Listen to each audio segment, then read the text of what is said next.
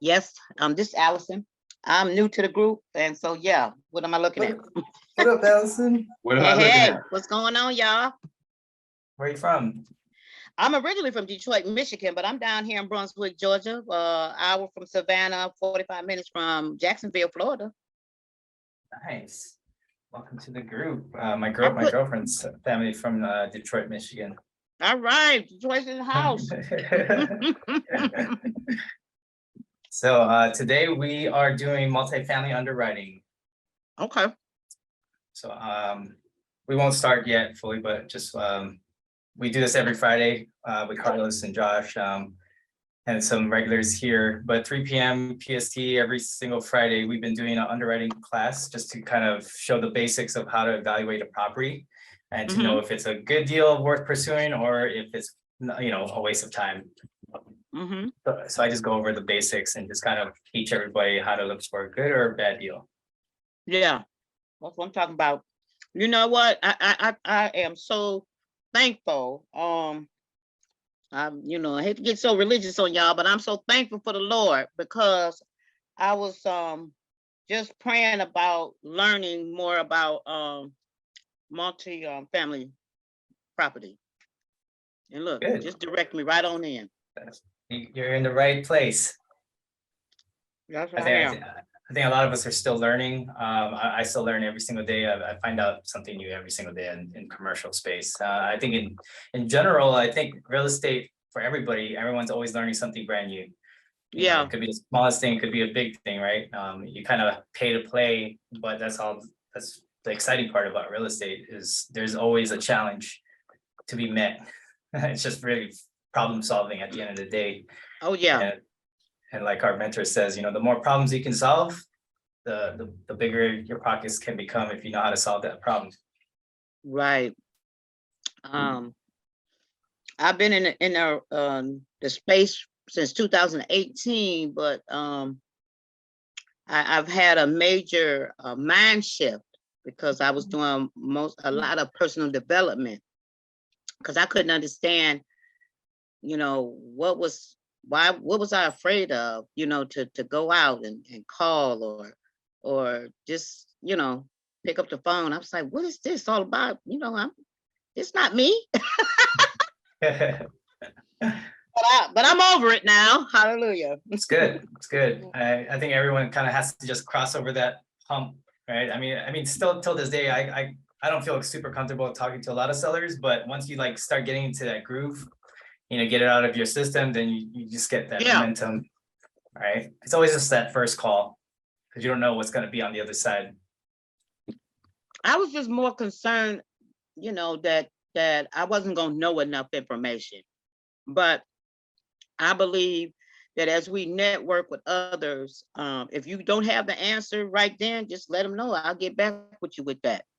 You know what I'm saying? I don't pretend to know everything. If I don't know something, I don't know it. And I'm going to tell them I don't know it. Or I'm going to ask them, well, what are you talking about? And have them explain to me.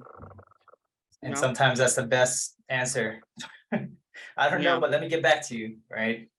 It's better to say that versus someone that says, yeah, I'm going to answer something. And then they believe you because they think that was the answer. So sometimes the best thing to say is just, I don't know, let me get back to you. Let me find the resource that does. And it's okay to do that, especially in real estate. Yeah. Most people tend to just kind of spill the beans and they just think that what they say is going to be the truth, but it's okay to be wrong, but it's always better to just say, hey, I'll find someone that knows the answer because I don't want to say the wrong thing. And then, it's going to be something that's going to be terribly on the complete direction. Yeah. Sweet. Well, thanks for sharing that. Do we have anybody else new in here? I see the same people. Miss Ronnie. Haven't seen you before. Can you hear me? We can. Yes. I just started Wednesday, I believe, doing role play with Carlos and the guys. And I think it was one more gal on here, I don't know her name, but I'm originally from East St. Louis, Illinois, and I'm currently in Illinois right now. So. Nice. Okay. And your background, you have a real estate background as well? I became a licensed realtor in 2005 in Dallas, Texas, and I'm inactive in Texas. So all I have to do is just find a brokerage. And so, yeah, I've been in real estate since 2005. I've done, we worked with a lot of investors as a realtor back in 2015. But I haven't done my first investment property myself. I've always been like JV or like a team. So I'm kind of just trying to, not trying, but I am building my own company. And right now I'm just learning, getting better on the phones, and trying to get my systems and processes in place so it can be smooth. So right now it's kind of, clunky because I'm doing everything. So it's taking me a little bit because of, um, you have to have a little bit of money to get some certain things in place. So right Right. now, like, I just do everything as what I can afford. And so sometimes it could take a little longer, but that's fine. I mean, I'm getting through it. Nice. Good. So you have you definitely have experience, right? You've been licensed for a while. Mhm. Now it's just really kind of going through the motion. I think a lot of the times people tend to forget once they're agents, like there is another side of it, right? Aside from just representing the buyer or the seller. And I don't blame them. Even my business partner too. He's been a licensed real estate agent for a long time, and it's all about the mindset at the end of the day, right? As long as you remember you're putting your investor hat on first before your realtor hat, then that really just changes the dynamic of your day-to-day, how you negotiate with your, whoever the other side is, direct seller or the broker. Correct. But Yeah. I was blessed to deal with a lot of top-notch real estate investors in the Dallas Fort Worth area. So I learned a lot. And so now I just want to, like you kind of said, I want to go over to the other side and just do it for myself. But yeah, we were doing hoteling before hoteling was even a thing mhm, for these investors was very, very seasoned. mhm, Yeah. So. nice. Yeah, commercial is definitely a different animal. Yeah, I would love to get into. I hear like different opinions. Like you hear some people say, "Oh, just start with single family first." Then you hear some people say, "Why do single family when you can have a multi-unit?" So, what is your opinion on that? Would you suggest a first-time investor to start straight into multifamily? I mean, there's so many different ways I could answer that. To be honest, it's really the person's risk adversity, right? Of like, what do you want to take on? Because single family is like pretty much the entry or the gateway to get into real estate, especially on the investing side. I think people getting so intimidated the fact that there's a different side of multifamily, and the verbiage and the lingo that they kind of stray away from it. Even realtors themselves, right? Most of them want to be residential agents before they become commercial agents and learn that side of the business. But in reality, I think it's just more of the person's personality on what they want to take on. Because at the end of the day, I mean, for me personally, I wanted to do commercial from the start, just because I have a little bit of experience on this single family side. But there's a lot more things that go into play when it comes to multifamily, because now you're entering more on the commercial side after 5 units. Right, there's I think from experience from other mentors or people that have larger units, they pretty much say it's probably even less stressful if you're starting to acquire more of the bigger properties, because you're doing the same things, it's just on a bigger scale, right? The amount of time that you're spending, let's say you purchase a 10-20 unit versus spending the time to buy a single family or 4 unit, is kind of almost the same thing. It's just the reality is you're writing a bigger paycheck at the end of the day. But the motions of getting things in place, property management, insurance, title and escrow, it's all in line with what you're doing with single family home acquiring. So that's my opinion. Yeah, that's one of the reasons when I was an agent, I wanted to deal with investors because I am not really an emotion. I am emotional, but I'm not. I'm the type of person that after a while, it's just like, get over it. Okay. Suck it up. That's why I couldn't be a teacher or a nurse. And I'm just like, get over it, just suck it up. And so I was really cool dealing with investors because a lot of them weren't emotional. They just wanted their numbers to be correct. And that's why I like about commercials and multifamily. It seemed like when you deal with the sellers, that's what they don't have emotions involved in it. When you deal with direct sellers, they're, a lot of them are emotionally attached to the home. They've been in a home for so many years, and you have to get over that hurdle.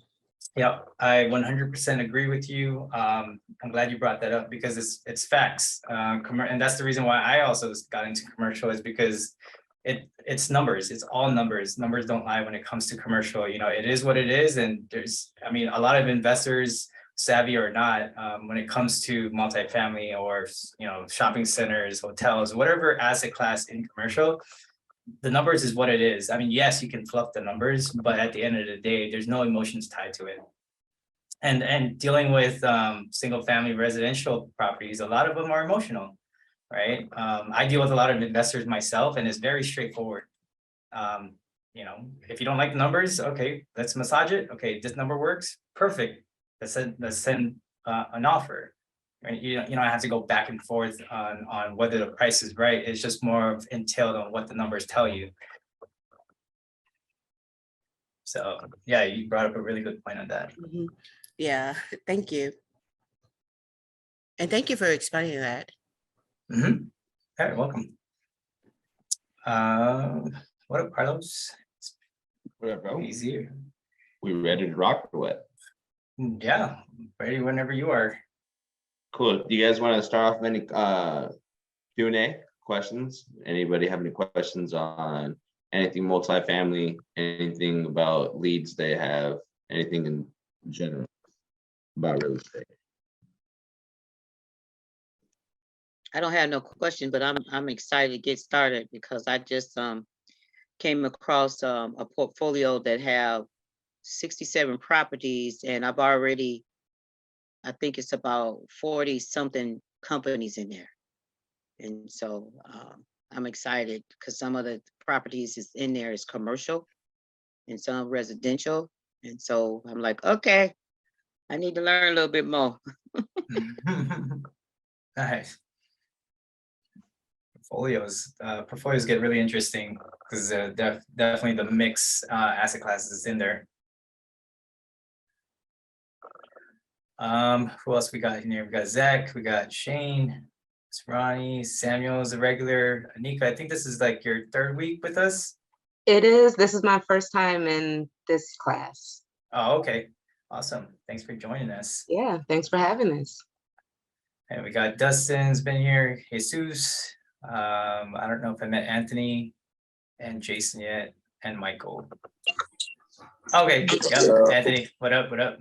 What's up, man? I just your never iPhone really, today. this is my first time in the underwriting, so I'm excited. Nice, welcome. Oh yeah, you were in the weekly class with Carlos this past week. Yeah. You were in a role play. Good job. Yep, for sure. Thank you. Awesome. Carlos, you want to start? Sure. Yeah. So we are gonna just underwrite some multifamily today. Stan and Josh and I have this what is it, a 14 unit that we're gonna underwrite. I believe it's a mix of 1 bed, 1 baths and 2 bed, 1 baths. And so we're just gonna dive in and Stan's gonna show us how to underwrite using his calculator and the knowledge that he has in commercial real estate. And basically, if you guys have any questions, don't mind putting them in the chat, participate, raise your hand, and we'll just get to it. Stan, whenever you're ready. Okay, let me throw this on. Hold on, let me find out where my share button is. Hey, Carlos, before we start, I got a quick question for you, brother. Sure. I just wanted to ask you about that that lead, Eula. I'm not sure if maybe you wanted me to give her a call today. Oh, yeah, I called her and left her a voicemail. She hasn't gotten back to me. Oh, okay, cool. All right, no worries then. Yeah, but you can do it if you like. No worries. If you'd like, go ahead. All right, cool. Thanks, man. All right, bye. Let's start off with some basics. I always like to start off with this just because a lot of the times, when you're getting into commercial and you're gonna be getting some deal flow from your lead sources, whether it's a wholesaler, investor, or your local brokers, you typically want to ask for a few things when it comes to getting information. Just FYI, when you're entering the commercial space, a lot of the times when you're talking with brokers, they're going to ask you for a few things like your proof of funds or your credentials, right? And in order to get certain financial documents from them, the first ones is your offering memorandum. And I'll show you guys the websites where you can get these from if they offer it. But ideally, the 4 things that you would typically want to ask for when you're entering the multifamily space is the offering memorandum. And that's basically just an overview of what the property is giving, right? It tells you all the market metrics, the analysis of like the community, the surrounding areas, what the property is basically being sold for, and basically a breakdown. The next thing is T12. No, this is not in any specific order, but the T12 is your trailing 12 months of financials. That tells you all the operating expenses and income that you're generating from the property. Number 3 is your profit and loss statements. They typically separate that, but it's more of a breakdown of each expense, each income that generates. And then the rent rolls, what every tenant, every unit is consisting of, when their lease started, when their lease ends, how much are they paying, who's delinquent, if there's any special programs for any tenant, like a Section 8 tenant, government assisted programs that they have. And not all of it is going to be, every single property is going to be tailored very differently based on how accurate they can get information. If they have property management company that does it for them, or if it's a mom and pop, then they're not going to be as sophisticated with their paperwork. All right. So this is how this is the things that you need to evaluate a property. Not necessarily the offering memorandum, but at least these 3 right here. As you guys can see on my screen, if it's too small, let me know. Okay, so those are the 4 things. If you guys are taking notes, here are the websites that you can get free leads from. One is LoopNet, right? This is another, which is basically like a free multiple listing service for commercial. We don't have like your standard Galvar or however some realtors have it. That's one. The other free website is Crexy.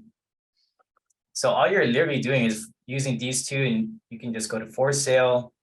You find which property type that you're specifically looking for. And today's topic, obviously, it's multifamily. And then you put in what city that you are looking to market or what you're trying to buy assets in. Okay, I live in Las Vegas. I'm also a commercial agent and residential. And just want to disclose that, we are not financial advisors or lawyers. Everything that's in here is just for educational purposes, just letting you guys know. So just want to get that out of the way. So here's this, right? It just basically maps out what's for sale in the multifamily space. We did very broad, so you can filter out whatever you want, based on price, based on per square feet. It gets pretty elaborate on here. You just pick and choose which ones you're looking for. But as of right now, there's 30 results just in Vegas alone for multifamily. That's how I found one of my latest deals that we actually went in. They accepted our letter of intent today in Vegas, and I literally just found it off of LoopNet. Some brokers will advertise it on here. Some people will advertise it on Crexy. Some will advertise on both. If you do have the money for it, and this is one of the best companies, I was told, and I've used this with another broker partner, is CoStar.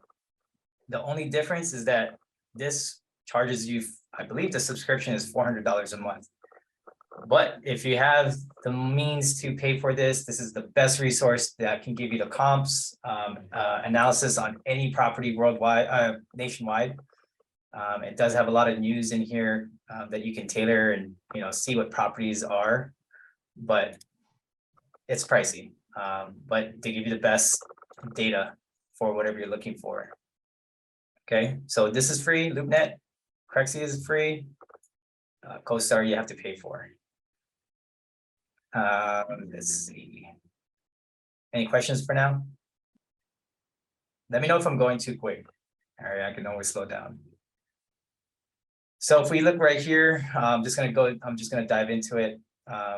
You know, if you want to look for specific properties, let's say, you know, I have a client that wants something in the 1 million and let's say 2.5. 2.5 price point. I'm looking for not a garden style, I'm looking for more of a low rise, which is basically 1 story. It'll just, you know, you can just take those out and then I just gotta move my, I'll just put a search.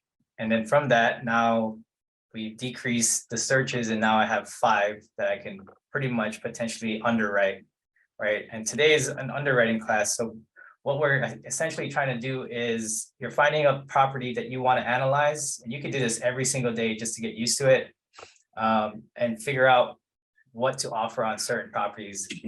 You can see right here that their asking price is 1,350,000 with a cap rate of 5.38 on a 10-unit building. So you can basically find out how much each unit costs by taking the price and you divide it by the amount of units. So they're selling this for $135, 135,000 per unit is like a simple breakdown, right? And you can do that for the rest. But ideally, when you're trying to look for the certain metrics for underwriting properties, these are the 3 that you want to write down to find out, and we can work backwards on it. So if you really want to find out what the property should be priced at, these abbreviation is NOI. It stands for net operating income. Net operating income is what it means is what is your gross income of rents, you minus your expenses, and what are you netting after all is said and done. That's your net operating income. Okay, after you're taking out your taxes, your insurance, all your operating expenses like your capital expenditures. And then if you divide your NOI based on the market cap rate, that's what you get your purchase price.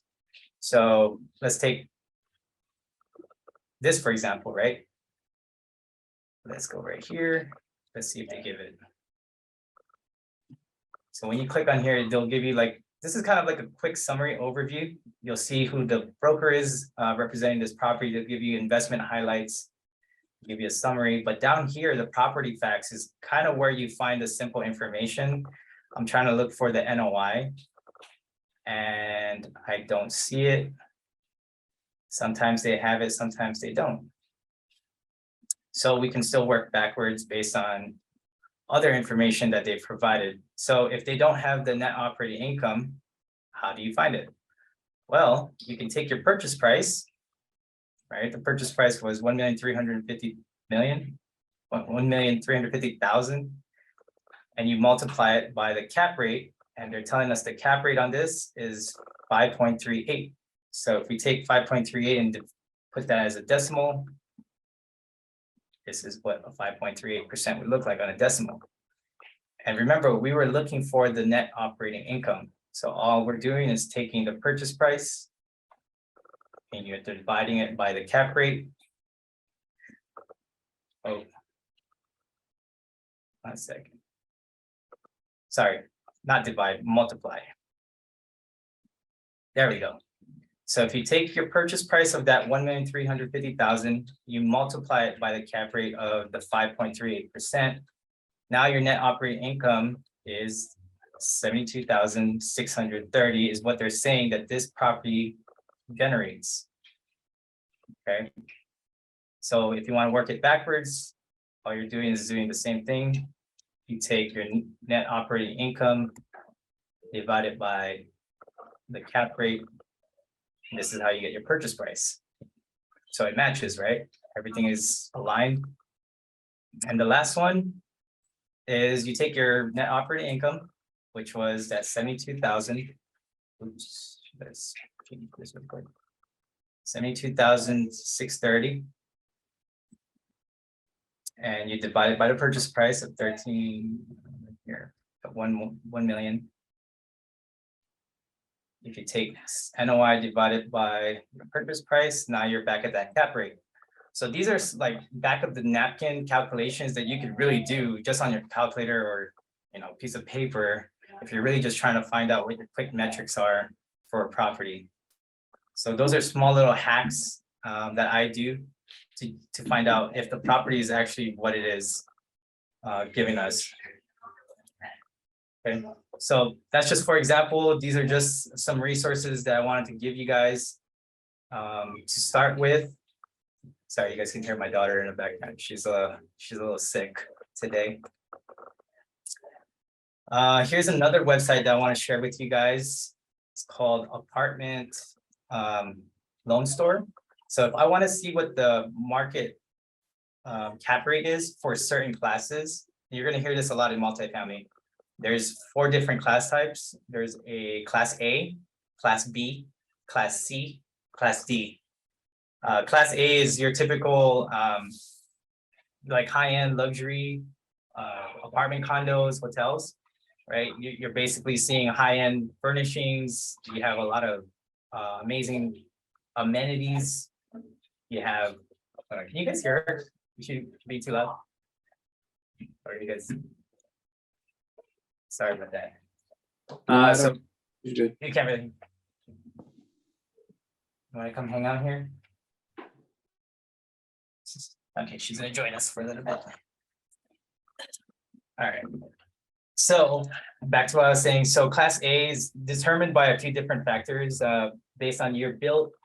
They're typically a lot newer. They have higher amenities, like I said, and then it goes down towards class B, which is, year built would be, let's say it's 2022 year built. Let's say another 10 years from now or prior would be 2002, right? Minus 10 years, you're kind of entering that class B where it's still higher finishes, great location, still has amenities, but not as expensive. Crime grade is not crazy.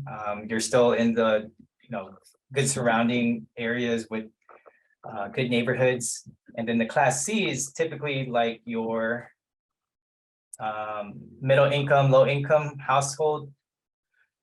They have a higher crime rate. They're not in the best community per se. They're definitely more of the value add that we typically like to find as far as an investment property. And that's the type of multifamily that we typically like to target, is because at the end of the day, we want to take a property that's ugly and make it look pretty, right? That's where you get your forced appreciation by doing what's called a value add. And a value add just basically means like, what can we do to increase the profits on the property, give better amenities, give better, make the property look a lot cleaner, a lot more attractive for new renters to come in and pay the higher price. So that's how we, what we typically look for as investor is these value adds. Right, you're going from a class C and trying to develop and restabilize them to more of a class B, B minus, B plus. You'll never be able to take a class C and turn it into a class A, right? Because obviously there's the factors of location, the crime rate, and the amenities. It's hard to really add a pool if the property lot is, it can't fit a pool, and you can't charge for, parking and stuff like that. You're not putting like a valet driver in a class C multifamily unit, you know what I'm saying? So that's how we kind of determine the class. And then obviously class D is more of like the low income, the war zone. if you're an investor or wanting to get into multifamily, you want to stay away from the Class D neighborhoods because like they say, the lower the class, the higher the risk, but it also means more problems, right? And then it just really depends on you as an investor, what you guys want to take on. The higher the risk, the more reward, sometimes, not always. Cool. All right. So with that being said, oh yeah, there's another, sorry, let me give you guys the other resource because I got distracted. So this is the other one, apartment loan store. If you go on Google and just type in, let's say I'm gonna put it in Las Vegas, cap rate, apartment loan store, you kind of have to type that in. So here, the cap rates for apartment multifamily properties, it gives you a description of the type, right? Luxury, metro, suburban, and then value add acquisitions. Value add acquisitions are typically like your Class C, and their market cap rate for Vegas is at a 5.5. The lower the cap rate, that means that's more stabilized. A rule of thumb to just keep in mind, Class A, the lower the number of the cap rate, let's say in that, 4.5 up to about 6.5, that means that it's pretty much stabilized as a property versus a higher cap rate, which is like your 7 to 12%, 13%. That's more towards your Class C, but then the higher the cap rate means there's higher risk. Your intentions are taking a cap rate of 10%, stabilizing it down towards like a 5% or 5.5. However it is, but every market is different. Every market has a different cap rate based on what you're trying to accomplish. And the last one I want to give you guys is crimegrade.org. Crimegrade.org, you can basically type in the address or your zip code and it'll tell you the grade rating for this area, right? C plus, D, some are a little bit better, but this is just kind of your heat map for that level. Sometimes, investors want to know the type of neighborhoods that they're buying in. So those are a few resources. Cool. Right. So Stan, quick question, man. Yeah. So when would it ever make, or would it ever make sense to purchase a Class D? I stay away from them. I wouldn't, unless I haven't really found any Class Ds yet, but I hear of them. My mentors have told me don't even bother wasting your time on them, just because they're really like run down and they're not the greatest tenants, right? As you could tell, like in multifamily, even though you're collecting rent, like the ones that are harder to get rent from is the ones that, in the lower class. If you're entering that Class D, then you're really risking it on stressing yourself out and, potentially losing more than what you begged for. So I wouldn't advise it, Got but my it's hand really up up. to you. What's up, Allison? Allison? I was just wanting to say, me and my sister, we're from Detroit, Michigan, and so we had 2 properties in the city, and I'm gonna just assume it was a D. Because the house was in bad shape, but we brought it up to a really good standard, rehabbing it, but finding tenants that was just responsible and reliable. They I don't know how you want to put it. Of course, they're gonna do their best to get in, but once they got in there, they were not good tenants. And then Right. we went through tenant after tenant after tenant, and we was like, we just need to get out of here. Yep. And that's a common mistake that a lot of new investors get into, right? You're gonna run into those problems where, a lot of the times these tenants, they're getting a little bit more sophisticated with hacking the system. Oh, Taking advantage of investors too, especially in the cities that are not landlord friendly. Exactly. Right? So if you're getting into this, really do your research on states that are landlord friendly. Typically the red states, right? Also ones that don't have rent control. Because if you want to increase your rents by $100 and your state tells you, no, you can't because we don't allow that, then you as the investor are tied. Because remember, multifamily, the reason why a lot of investors like multifamily is because you can increase the value of the property by increasing operating income into the property by increasing rents, adding laundromats, right? Adding amenities to the property, just small things like that.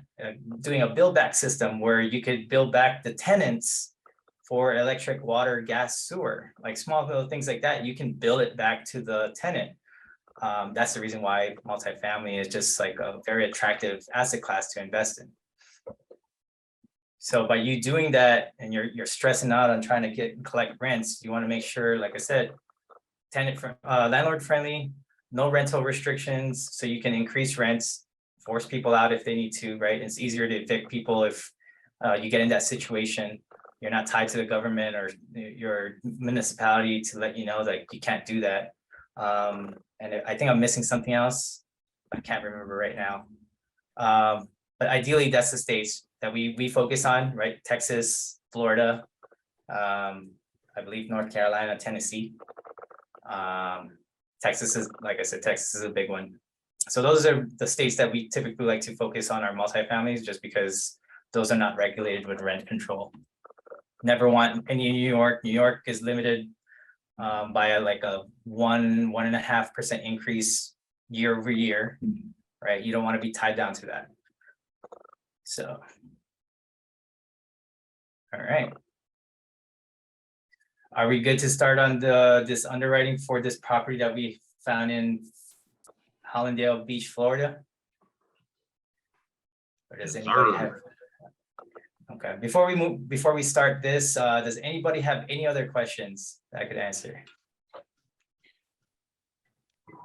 No? Okay. You're gonna show us, or have you already shared like a spreadsheet like this with us?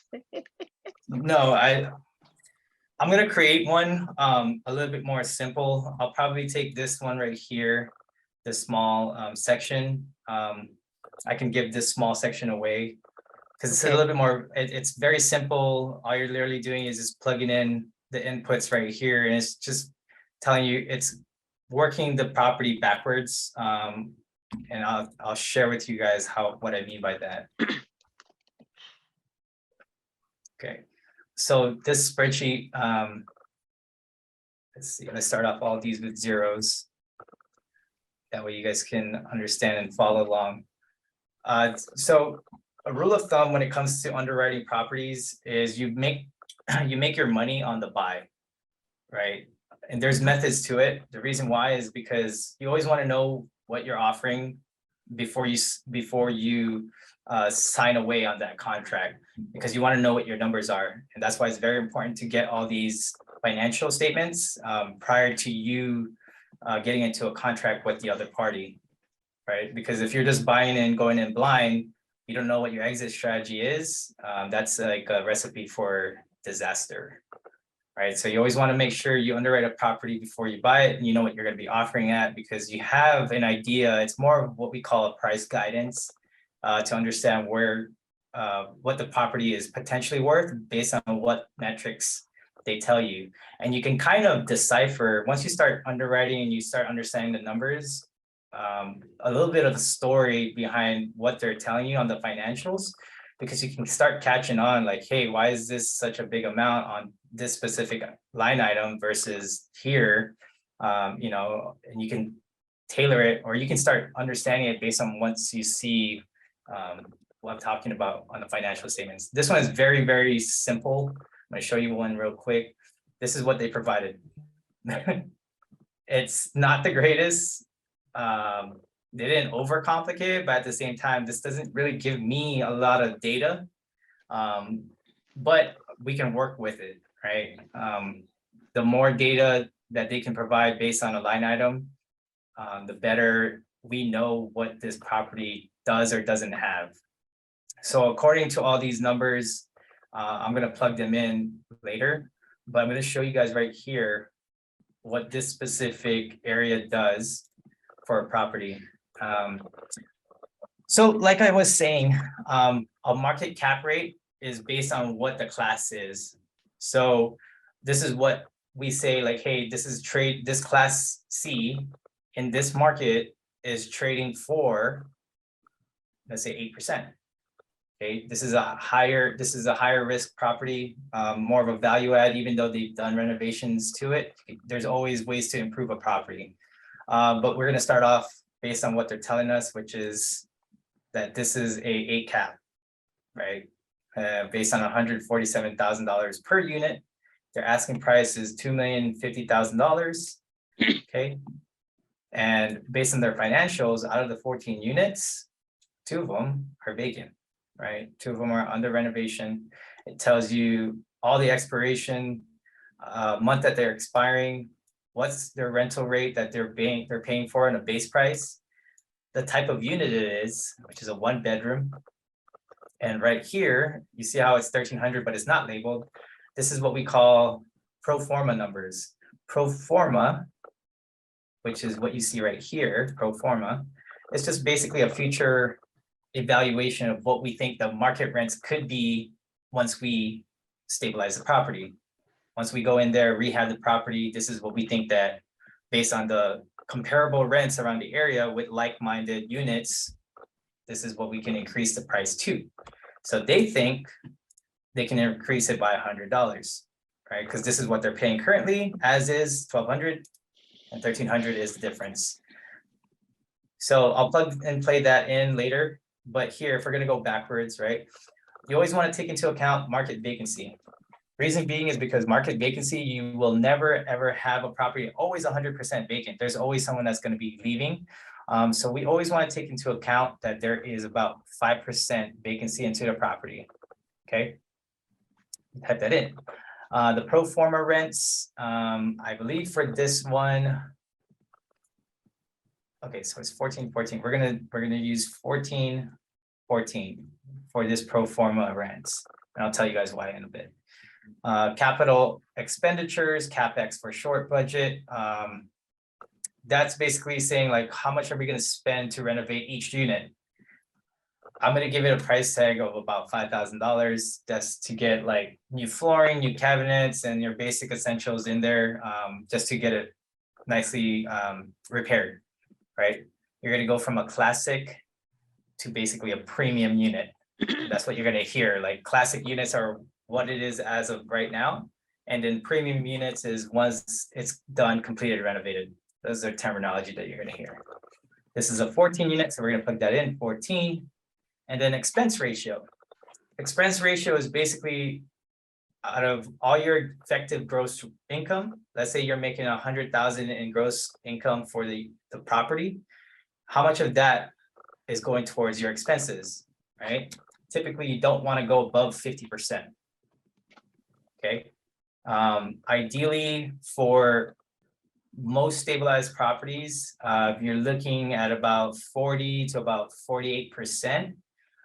If you're going above the 50% ratio, that means you're overspending on expenses, and that's how you can actually help create value, is by figuring it out. Is it your property manager? Is it your tenants using too much electricity? Is there things that you're under, that you're overpaying for? So your goal as an operator is to lower that expense ratio down to, let's say a 40% plus. Let's just go with a 40% for this example. And then right here is obviously your difference between 100% occupancy. We took out 5%, so that's why it's 95. So once I plug in all these, you see how all this are now filled in, right? The reason why this will help you is because there's 3 different ways that you can potentially acquire the property, which is 1, your value add. Are you going to be taking this on and value adding to the property, right? Number 2 is if you're buying it and it's already stabilized, meaning the previous investor went in, made it look all nice and dandy. Now you're buying a stabilized property, right? And then also on a wholesale, are you trying to acquire this and wholesale this property out to another end buyer? And this is basically the breakdown of this, right? We want to generate a wholesale fee of 150,000, all in expenses. You're adjusting for about 75% of that stabilized value. And once we plug this in, everything in blue, it's telling us what our gross potential rental income is, right? And all we're doing is taking that future rent of 1414, multiplying it by 14 units, times 12 times for 12 months, your gross potential income for this property is $237,000, 552. Okay, less vacancy, which is that 5%. You're taking this gross potential income, and then you're just multiplying it by that 5%, which is coming out to 11,877. Now, your effective gross rate after your less vacancy is you're generating $225,000 just on 14 units. And this is if it's at 100% occupied, everyone's paying that 1414 rent average, right? Because there's different pricing to this, right? There's a 1200, and then you see right here for a 2-bedroom, they're charging $200 difference. So we're just taking that average of that 1414 based on the 14 units is how we came about that. Minus that 40% of ratio for expenses, that's $90,000, right? All we're doing is taking that effective gross income, you're multiplying it by 40%, and you're taking away that $90,000. Now you're generating a net operating income for this property of $135,000. And your total rehab costs is going to cost you about $70,000. If you take 5,000, you multiply it by 14, you get a total rehab cost, 70,000. With an 8% stabilized cap rate, your property, after all said and done, which is what we consider in single family terms after repair value, should be worth about $1.7 million, you know, and some change. So that's how we kind of determine whether this property is worth what it is based on those numbers. If we can stabilize the property down a little bit more, right? The lower the cap rate, the higher your valuation is. So you see how if we change it to a 6% cap rate, now it's worth a 2.256, but everything else remained the same. Now, is that ideal? Yes, in some cases, right? Just depending on what type of numbers that you're selling it for, what type of risk that another end buyer wants to buy it at. So when people trade multifamily properties, they trade it off based on market cap rates and other factors. So now that we've determined all of these, on this side is basically what your loan to value on a refi is, right? If you're taking it out after you do a value add, you're going to go back to a commercial lender and say, hey, I've already stabilized this property. I want to take out a loan to value on a cash out refi.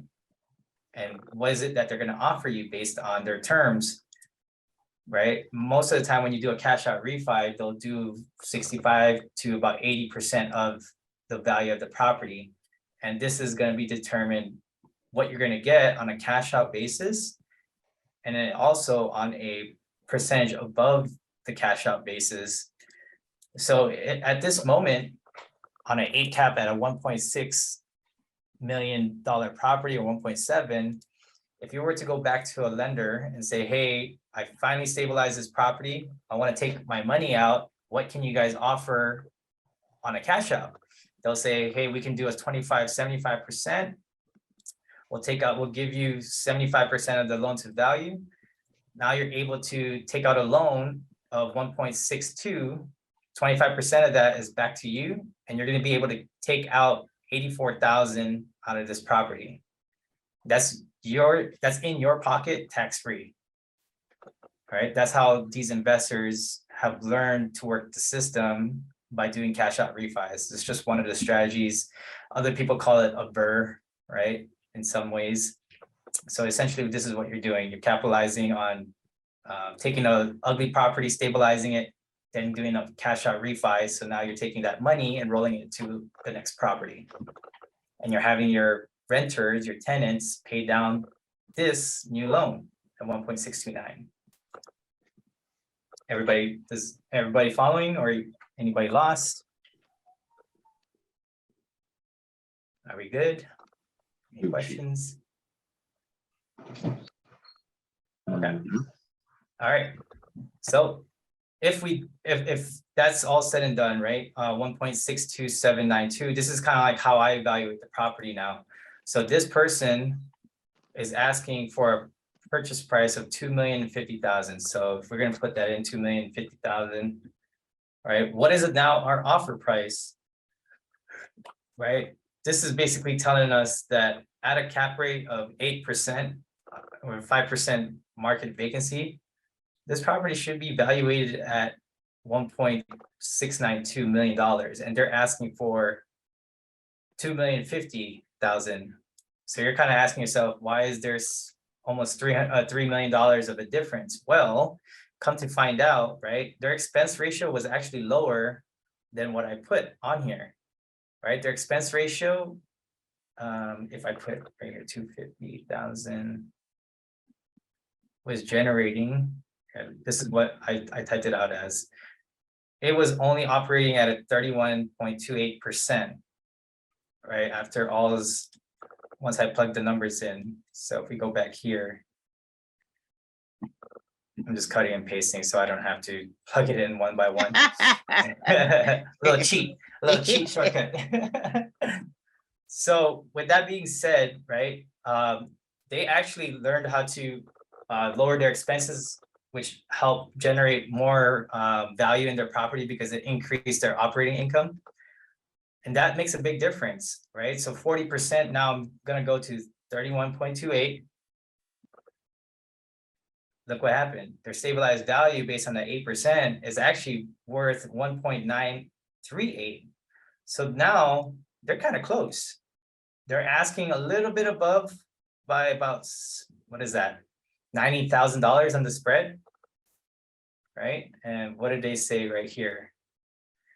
Well, I think the ARV is a little off.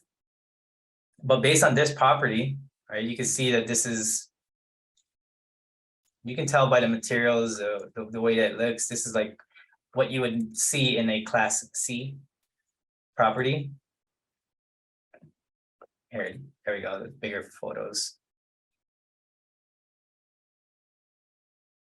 You can tell really easily that this is just more of like a starter home for a lot of people. Anyways, so with that being said, this property currently as is, right? There's 2 vacant properties, so we didn't account for that.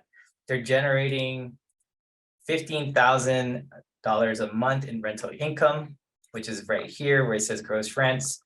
I've already accounted for the property management fees of 10% right here, vacancies of 5%, and then maintenance of 5%. This right here is what we call a war chest, right? Very important to have when you're investing in a property is you always want to put money away for a rainy day, right? But then at the same time, when you're starting to get into multifamily, you don't want to be the property manager. You want somebody else to do that for you. You pay another company because they'll do a better job. One, they'll track all your statements, they'll collect the rents for you. You don't have to be the one that's the landlord going out there and doing what a property management company should be doing. That's why you go and pay them, just depending on what services and percentage that they will negotiate with you, because all of the management fees, they're all negotiable, right? And they start off typically around that 8 to 10%. The more properties that goes under their company, the lower that you can negotiate your percentage over time once you start acquiring more. And then you always want to account for vacancies. You never want to underwrite a property with 0 vacancy because that's never the case. You're always going to have vacancies in the property. And then maintenance fees, 5%. when you're starting to go more into class A, class B, you can start lowering it to about 3% because it's less maintenance. But to start off, you want to put away at least like, anywhere between that 18 to 20% from your gross rents, which is all right here, right? It's telling us exactly what it is. $41. This was for landscape. Okay. So at this current actuals, we call it actuals, as is rents. This is generating a 6 cap, which is a 6% return per year if you buy it at that $2,050,000 price. And if that's the case, if you focus right here, this is actually a cash flowing property as is, right? Even with the 2 vacancies, this is actually generating you about almost $1,000 a month after putting away 20% in a war chest, which is to some investors, they prefer that, right? They want you to underwrite it based on what it's cash flowing as is. Some investors like to stabilize the property, and as long as the future rents will be above a 10% cash on cash return, sometimes they'll buy it off of that as well, right? I've underwritten properties where they were bleeding, a couple grand a month, but after stabilizing, it was generating way more on the cash and cash that they were willing to bleed out for a few months just to turn the properties around. And they see that the force appreciation in the future outweighs the reward from the beginning risk of a underperforming asset.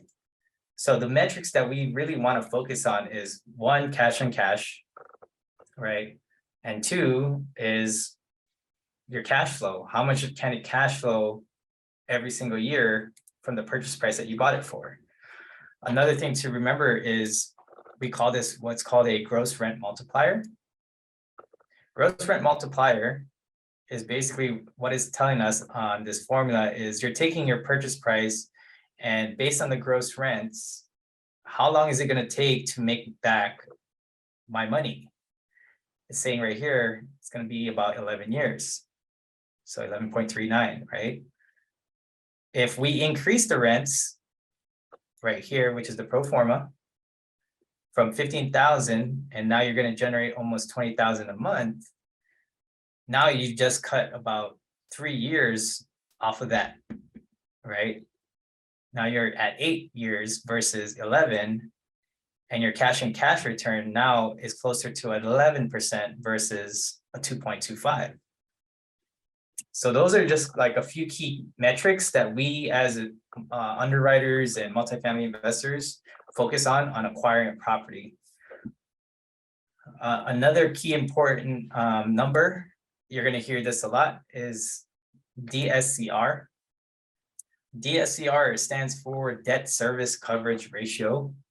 And what that means is you're basically taking the annual net operating income that you have and you're dividing it by the debt service. And what debt service is you're taking your principal and your interest of a mortgage and you're dividing that. You're taking your NOI and you're dividing that by the debt service of the principal interest of your mortgage. And this is how we come up with that 1.11. Now, the rule of thumb for some lenders, commercial lenders, their standard is at 1.25. So what does that mean? Is that you need to be making 25% above your debt service, and it has to cover that over what you're making, right? You have to be making 25% more of that mortgage yearly at that 1.25 rate for them to lend you on this property. And they base it off of your current rents. All right, so at this current rent, you're only hitting a metric of 1.11 because the purchase price is at that $2,050,000. So how do we work it so that we qualify for a potential commercial lend on an asset-based loan? Because that's what a DSCR is. A DSCR is an asset-based lend based on what your property is actually performing at on the current rent. So if we want to hit that metric, what you can do is we call it massaging the numbers or manipulating the numbers to hit that metric. So if I don't want to buy it at 2 million plus, let's say I want to offer 1.95 instead, right? Let's knock off another 100,000. Does it hit it? No. All right. We're gonna have to go, let's say 1.8 million. Now that we're at that 1.26. So it's gonna be about a big adjustment, about that much, or even let's see if we can push it. See, so it's at 1.24. So you actually need to be around that 1.8 million in order for you to qualify from a commercial lender on this loan. Now, that's a negotiating tactic that you could use with the broker or the seller in order for you to qualify on this specific loan, right? If you're putting down 20%, if the interest rates are about 5.5 and a 30-year term, you always want to write this very conservatively because you don't ever want to overshoot what you're you're pricing it at. Because like I said, from the beginning, you make your money on your buy. Okay. So this property overall, I mean, it looks like a good property at the price that they're asking for, but you never want to come in at full ask, right? You always want to give yourself some negotiating power when talking to a seller or a broker, right? You want to be able to go back and forth and come up to that price that works on both parties. That's still reasonable, but at the same time, you still have an edge that you have a negotiating power a bit on the spread. So that's just some ways to go about it. There's times where we've underwritten properties and we're off by, a couple $1 million. And you got to remember, you got to put in to factor your rehab costs, right? Because you're not just offering this asking price, you got to take in consideration that you still have to put in about $70,000 in repairs. So in actuality, that does play a big role on what your outcome is with your cash on cash, because now your total investment is not just that $2,050,000. Your total investment is that plus the $70,000 renovation, which is now $2.171 million. See how the big difference on that? So that's where a lot of people tend to forget is that you still have CapEx costs, you have closing costs in the game, you have private lending costs, you have hard money costs if you're getting a hard money lender. So when evaluating properties, you got to be a little bit ahead of your steps in order to account for what you're evaluating a property. You got to take into factors those expenses. Any questions? Yeah, a little thirsty. I have a question. Oh, Okay. no, go Sorry, Allison. Mine is real simple. How long you been doing this? The underwriting? Yeah. Probably close to a year. Oh, wow. Okay. But I do it every day. So, even though I was to give a calculator like this, like there's so much terminologies in commercial that it really does take time and working backwards, right? Plugging these in, like I've been teaching this now we're on like week 5, I think. I don't know, Carlos, if you can confirm, it's like 4 or 5, right? And every week that I'm teaching it, I learn a lot more, and I'm a lot more fluid now in explaining like certain terminologies, because when I started in week 1, when we started doing this live, I wasn't as good as I am now. I'm not saying I'm that great, but every day I'm still learning something new, and I'm always constantly updating my numbers, and we're tightening underwriting just based on certain factors of the market conditions. Like there's a lot of things that I put into play when it comes to putting this together. Yeah, I'd say like 5 or 6 weeks now. Yeah. So that's just a few things. I mean, you can learn this, just by watching videos, and I'm self-taught, just from watching a lot of other investors, some YouTube videos based on how they underwrite. I ask questions from other commercial investors in our sub-2 community. I go to other mentorship programs or other communities that do underwriting, and I learn from them, because there's something that I learned like 3 weeks ago that I never incorporated into my underwriting until then, until I found that out. And that's right here, this portion. I'm going to share this with you guys, which is actually really cool, because before I started this, I was like, oh, I didn't know you could do that. So the strategy that they use is basically, as long as you can increase the rental income by $100, right? Let's say it's $100. You can increase the value of a property by about 100, almost $200,000 at that cap rate of 8%, right? Just from increasing it by $100. And what I mean by that is, if we're taking the pro forma average of that 1414, and how I got that was I take all of these rental income and divide it by 14, because there's 14 units. That's what it came out to, right? 14, 14, 29. And if you take the actual average based on what's currently performing at, which is that 1,071,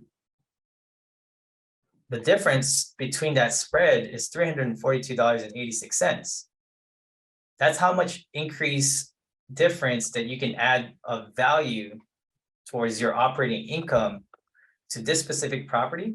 If you take those numbers, you multiply it by the amount of units, and then you multiply it by the amount of occupancy in the property by 12 months, because there's 12 months in a year, and you're taking that market cap rate of 8% for this example, now you've included, or you've added $684,000 of value to the property. So what does that mean? Is that you've basically bought a property at $2 million, and by increasing the rent, if you add that 684, now you got a property worth $2,684,000.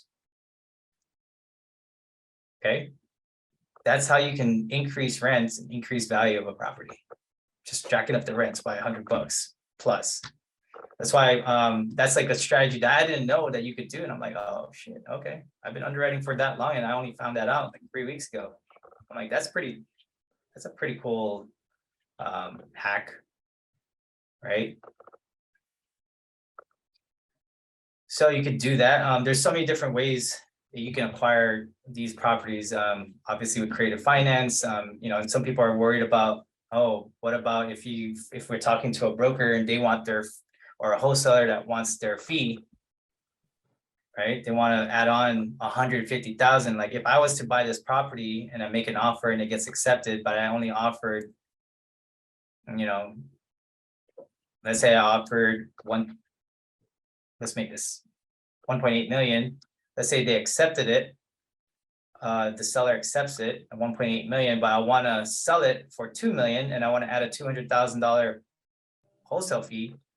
You can add that towards the purchase price, and that's how you pretty much underwrite, a fee on top of what the purchase that you bought it for, and still see if it works. As all you're doing is really just playing with the numbers. As long as it makes sense for whoever your end buyer is, and they'll buy it for a certain price, a deal's a deal. There's some investors that say, hey, I don't want to pay a buyer's fee. Okay, cool. Let me find a different buyer that wants to pay that fee, because at the end of the day, you're doing your due diligence, you're doing your hard work to pass it off to somebody that doesn't want to pay your fee. And find somebody else, right? There's a lot of investors out there that will pay you for your efforts. And once you start getting good at what you're doing, that's how you give value to yourself, and you should earn that reward, right?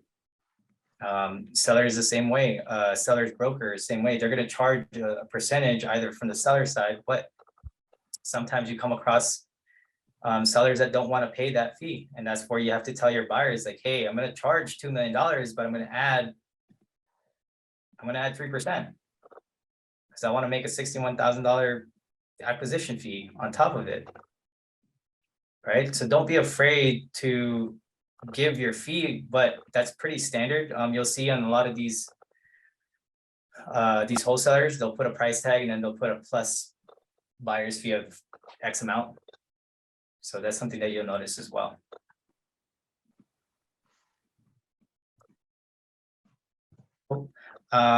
Any questions that I can answer? I feel like we went a little quick on this today. I have a question, Stan. How did you know that the seller expenses were reduced?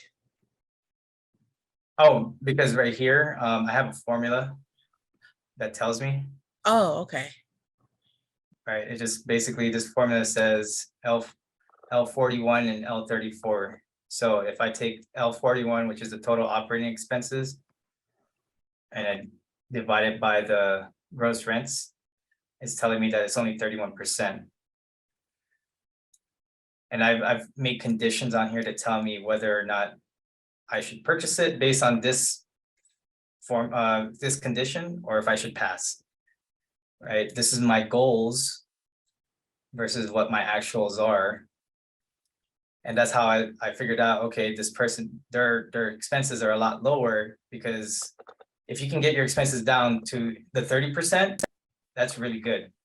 Right, so what is that taking into account for is basically you're having a lower management fee. Instead of paying 10%, sometimes you can get away with some that, you know, they have big properties, multiple properties, that they'll only charge you 6 to 7%. That's a big amount, right? If you're paying $15,000 per month, let's say they're charging us $19.80 a month for management fees, but we can get it down to 6%. Now we're only paying $11.88 versus that $19.80, right? That's a couple $100 that you can save. So, you know, they figured out like this is actually a good property because they figured out ways to decrease their expenses. They've built back the gas and electric because they're separate meters. I believe right here it said, where is it? Right here, 14 separate meters of water and electric. And that's important, right? Because tenants tend to use AC as much as they can if they can, right? They'll just leave that shit on all day. And if you're not billing it back to them, they're gonna take advantage of that, right? A lot of places don't have solar. So they build like this owner is pretty smart to bill it back to the tenants, even water, even sewer, even garbage. Like those are small utility bills that if you bill it back to the tenant, which I believe you should, because now they're gonna be in their responsibility to take care of that. Especially if they're separate metered, even better. Not a lot of, there's some states or some counties or cities that they don't have separate meters for their units. And it's just one. So if it's just one unit for the entire complex, that billing system is going to be high. So that's ways that they figured out how to take advantage of it. And you can.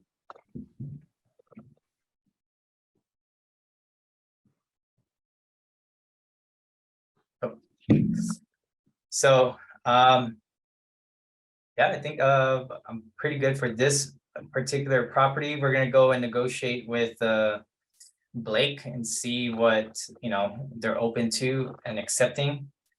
And essentially, just a rule of thumb, if you guys are gonna get into multifamily and you guys decide you guys want to make offers, after the steps to it, right? After you underwrite a property and you say, hey, this looks like a great deal, right? I want to offer $2 million, save myself 50 grand, let's see if they accept, right? And what I do is I'll essentially advertise it or send it out to a mail blast of all my investors. And I'll say, hey, so-and-so's property, this is where the city is. This is how many units, you know, I kind of give them pretty much the overview as well. Pro forma basis, this will generate at an 11.69 cash and cash return, because the investors that I deal with, for them, as long as it's 10% minimum plus, they'll consider, you know, looking into it. And once I find out who's interested by them raising their hand saying like, hey, I'm interested in that property, perfect. I negotiate with my buyer and say, hey, what do you want to offer at? We send what's called an LOI, letter of intent. It's a non-binding contract that just basically says like your terms and conditions to the broker, to the seller, that says, hey, I want to buy your property for this X amount. I want this due diligence period. I'm gonna offer, this percent on my earnest money deposit with all my contingencies in place. If there is any contingencies, what type of financials I'm gonna have to put in. That's my letter of intent for them to say, hey, take a look at these terms. Once they look at it, they call it redlining. The other party is gonna redline your LOI, take out and extract any changes that they don't like. And then basically you're doing a counter negotiating, right? Or counter offer. They send it back to you. It's that back and forth. And then once you guys agree to both terms and it gets accepted, the next step is basically what's called a PSA, a purchase and sale agreement, that the listing party or the seller drafts out if they have a contract. And then that's basically where you sign off with all the terms and conditions that you guys both agreed on. And then you open escrow. And then ideally in between that, they're gonna ask for what's called proof of funds. And then also some credibility or buyer profile, because they want to know who you are. They want to know if you're serious, right? But sometimes if you're entering, Or is that Carlos. Okay, so if you're entering into that side where you're a new investor, but you don't know where to get a credibility or you don't have proof of funds, right? So you find other people that have more experience than you, that have a bigger bank account, higher net worth, because once you start tapping into the millions, they're gonna wanna see that you have funds to prove that you can afford this property. And if you don't, who's backing you on this, right? Who's your key principal, if you have any? Who's what's called a general partner, a GP, who's basically your operator. If you have a sponsor basically someone that you're getting credibility, that you're using their net worth, their bank account to show proof that you can afford a big asset class, like of I don't know, 20 million, $50 million property. Then you have your LPs, which is your limited partners, who don't have control of the asset. They are just basically your private lenders that want to help you fund the deal. So there's a lot of ways to acquire a property. It's just you being resourceful, finding the people that have experience and have put deals together to acquire properties like this, right? I don't have $2 million in my bank account, but I have friends that do, right? You just negotiate with them like, hey, if I find you a good deal and it makes sense and it hits your buy box, your parameters, your criteria, would you consider being my capital partner, my equity partner? I find a deal, you help me fund it, and then you basically negotiate your ownership, right? 50-50, 40, 60-40, however you guys want to do it. But remember, a lot of these guys that have money, they don't have time to go out there and look for deals. That's why they look for people like us, agents, wholesalers, people that's in the business that can help put deals in front of them, and they'll appreciate you for that. But you have to know what you're doing, and at the same time, they'll be more than happy to help you fund a deal as long as it makes sense.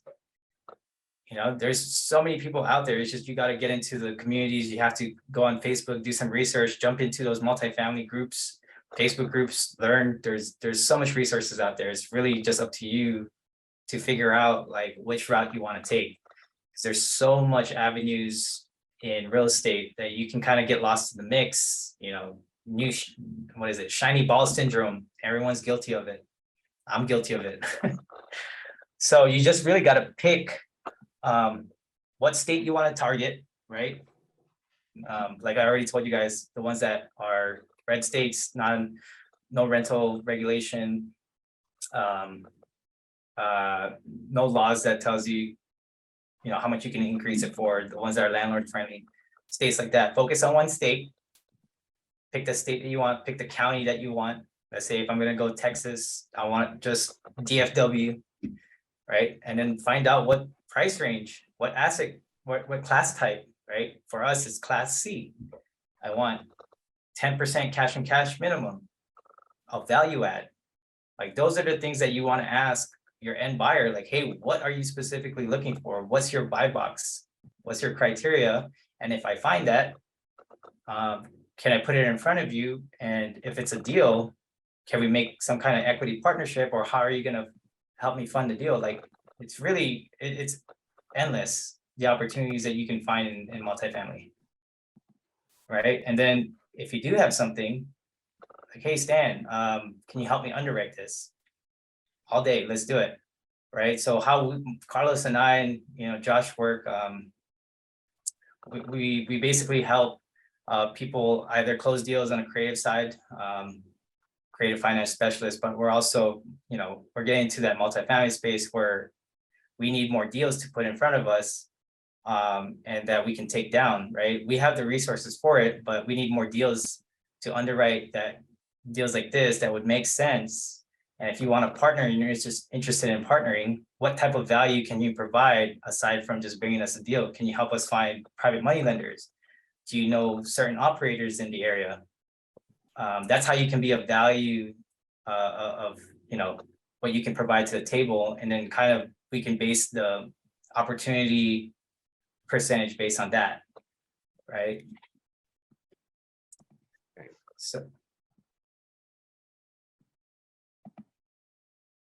Cool. Josh, Good it's so job, weird bro. to see you without a hat. That's so you always have your hat on. Yeah, I I know. like it. Uh, Whoa, it's Tyler the Creator. Yeah, yeah. Hey, Stan, thanks so much, man, for doing what you do and taking time out of your day when, you know, it's already the evening time you can be spending with your little daughter or your spouse, you know. So I just wanted to say thank you guys. And you guys have gotten value over the last few weeks or today from Stan. Take some time to write that in the chat. You know, take your microphone off of mute, let him know, screenshot and post them on your Facebook. If you guys are in a mentorship, you know, just post them and show some love. Yeah, I left you guys my Instagram and my phone number. If you guys want to send me a text, if you guys have something you guys want to evaluate. Like I said, before you guys send it though, please get as much of the information of the 4 that I mentioned: OM, T12, rent rolls, and profit and loss. Get me as much as you can. If you can't, obviously there's going to be some hurdles and some, you know, some brokers don't want to give it without providing you certain documents. But if you find something that's a good deal, preferably off market, that's always the best. But there are some deals that still are on market that people just have been sitting for days. And if that is, you know that they're distressed, then we can definitely come in there and offer a better price for them to take it, you know. But most good deals happen off market. A lot of the times they say once it's on Crexi or LoopNet, like nobody wants it, right? Because everybody's already seen it. But there's still deals on the market. You know, the one I literally got my offer accepted, that's been on the market. I just so happened to catch it at the right time. The escrow fell out of place and I got in there and I underwrote it. I literally advertised it on Instagram. Within a day, I got someone to say, hey, I want to buy it. We submitted an LOI and now I got accepted, and it's only been a week. So sometimes you can just get lucky like that, but it takes time to build. I got a question. How often you guys meet? Every day, but for underwriting. Uh-huh. Well, do you guys meet Monday through Friday? Or what? Yeah, we do. So Monday through Thursday, we do role play, live seller calls, and Q&As. Okay. I sometimes go over the strategies that I use in creative financing to purchase the properties that I lock up. Not sometimes. And You're always then strategies. what's up? I say, yeah, right. You're always going over strategies, not sometimes. Yeah, a lot of strategies. But on Fridays, we do multifamily underwriting with Stan, and we're going to start shifting a lot of our momentum into the multifamily space. And then now on Saturdays, we're going to start getting special guests and to come in and educate us on certain things, certain products within real estate certain educations, certain tips of advice. We're going to have a gentleman come in and educate us on 2 or 3K loans. Somebody's going to come in and educate us on the Morby method when a seller is open to creative financing, but they want a substantial amount of money down. The strategy to use for that. I'm gonna have somebody come in, do Airbnb. We have Dustin in here that's gonna come over and talk about tax incentives and how to take advantage of managing your money properly. And so we're gonna we're just starting to get this real consistent, and so we can bring as much value as possible to everybody. She had RSV. At 7 days. Cool. Does anybody have any other questions? Just take your shoes off. Is known to be a contributing factor to. The bear. And as someone that's predisposed. Carlos, thanks everybody for being here. Yeah. I'm probably gonna do some calls right now in a little bit. You guys can feel free to jump off if you want, or you guys can stay. But I'm gonna do some live calls here for maybe the next hour or so. Yeah, I want to thank you guys too. Like, like today, I was on the phone with a seller that has a fourplex that I'm going to look at tomorrow. And I didn't know everything that I needed to know, but you guys really gave me the confidence and enough knowledge that I could just have a conversation with the guy and throw enough out there to where he felt comfortable with me talking openly, to where it could just be like a back and forth. And like, you know, I didn't know everything and I didn't portray that I knew everything, but I gave him enough. It's like I don't know anything about football, but if I listen to what was on the news this morning on the radio, I might be able to have a conversation with a guy, about a little bit of football that day. So it gave me that confidence to where I'm going to hopefully I'm taking a contract with me tomorrow and lock this thing up, hopefully. So I appreciate you guys. Getting excited, bro. I'm so excited for you, man. Yeah. So I'm hoping to go from 0 doors to hopefully 7 to 10, by the end of the year. Yeah, man. I think it'll be easy for you to do. I know that you've tried a lot of different avenues, and like Stan said, the shiny ball syndrome, I think they call it shiny object syndrome. Yeah, I like that better. Yeah, shiny object. Yeah. Stan was a little bit weird, but it's all Gucci. Yeah. Shiny object syndrome. But the cool thing is I've seen you try a lot of positions within this. You've tried the dispo and agent outreach, and you have dispo to deal for me with me when we first met, like one of our first phone calls. And it's cool now to see you getting into the investing side of it. And I think I've seen the quickest transformation from your shift, but that also came with a lot of experience of what you were already getting into, all the other positions within real estate, how you can make money. I just got to see you grow, man. So I'm excited. I got to see that from the ground up, and I want to see everybody else in here do the same. And I believe that you can, as long as you put in enough time, enough work, and really just try to be a student, educate yourself, and it becomes so much easier. And so I'm proud of you, man. Congratulations. Thank you. Love you guys. Zach the happy man. Look at that guy. Can't stop laughing, huh? Why are you so happy, Zach? We gonna close that deal? Yeah, let's do it, man. You guys are making me very excited. Good job, Josh. It's awesome to see you guys out here working together, just not charging each other and just bringing this wealth of knowledge, and then that helps the community, and the community is just going to rock out that way, right? Bringing multifamily deals, single family, learning how to talk to people. I love it. That's why I'm happy. Yeah. Let's call this guy up, man, if you want to call him up. Yeah, we'll call right now in like 10 minutes. Yeah, Cool. It's exciting, man. We'll show you from start to finish. Whatever questions you guys have, just ask them. Don't be scared. If you guys want to learn how to start finding private money lenders, then we can talk about how to find private money lenders to fund your deals. If you guys need help on trying to understand strategies, ask. Don't be nervous. Closed mouth never gets fed.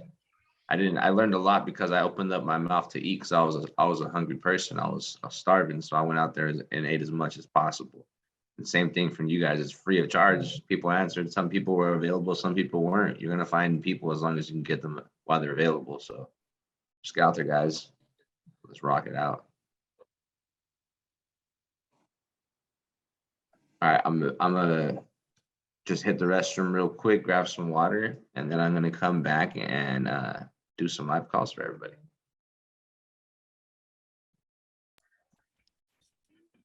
Hey, Zach, how long have you been with the program?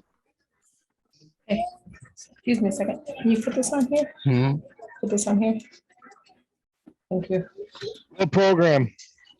With With you the guys? group. Sorry, with the group, sorry. Oh, with you guys?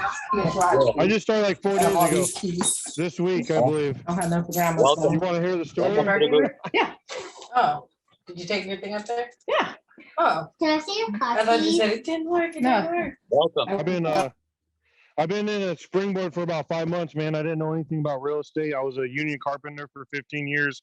We went on strike. We didn't get our money that we should have got, and I just realized that I wasn't gonna be able to retire at 55 and just live the happy life, you know. So I decided to do something else, start building some stuff.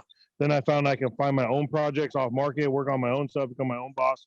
So that's where I am. And I go to like you guys. I found you guys through messing around, like he's saying, networking. I just been just going around. I found this agent. He's like, oh, talk to the owner of the brokerage or whatever. Then started getting some lists, started calling just to practice. And then she's like, oh, they bring them to these Zoom meetings. So now I'm here. I'm calling their list and I'm bringing them to Carlos right away because I don't know how to close. That's my next step. And like you said, I'm just learning to talk to people. I couldn't even talk to people 5 months ago. I wouldn't even be able to have this conversation right here. That's sick, That's bro. all right. See, that's why we have role play. So we keep practicing. Practicing makes perfect. It'll become Dude, it's the secondary. coolest thing to see. I can't remember his name. Just like panic on there because you guys are making them follow through, and that's the way I did at my first appointment. My crew tells me to go do an appointment. I can easily get an appointment. I don't know what the fuck to say, dude. I'm trying to talk to this lady about trying to get an offer. I don't even know. I'm sitting in her house. I just look stupid as shit. Like I feel bad for the lady that I'm wasting her time. I look like I'm trying to rip her off. But the more you know about this stuff, the better you can offer deals. Like they're saying, like you can help this guy Carlos is gonna get all his properties to help him invest, right? For his family for generations now. So Get a yeah, notebook, grab a pen. Get I your got four it, man. pillars. Get your 4 pillars.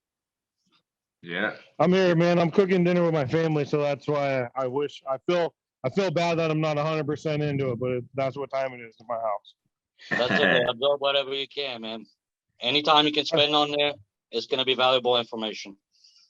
Yeah, I hope to bring a lot of value to your guys' group, just like everybody in there. You guys are all badasses. I can just being here on this Zoom makes you a badass, right? I mean, like you care about the future. You got can the see best team stuff. in the world. Yeah, I love it. Well, thanks for having me, guys. I really appreciate it. And I plan on bringing a lot of value to it. I talked to somebody. So you guys, Carlos is going to call the guy that I just talked to today. He says he has a rental. He's in between renters. It needs to be fixed up, and he would like to sell it off market. He didn't have time to talk anymore. He said call him back a couple hours, and so that's what's happening right now. At least that's what It's he going to said. happen. Trust me, it's going to happen. I don't know. It's going to make it happen. Once you close your first deal, you'll see the difference.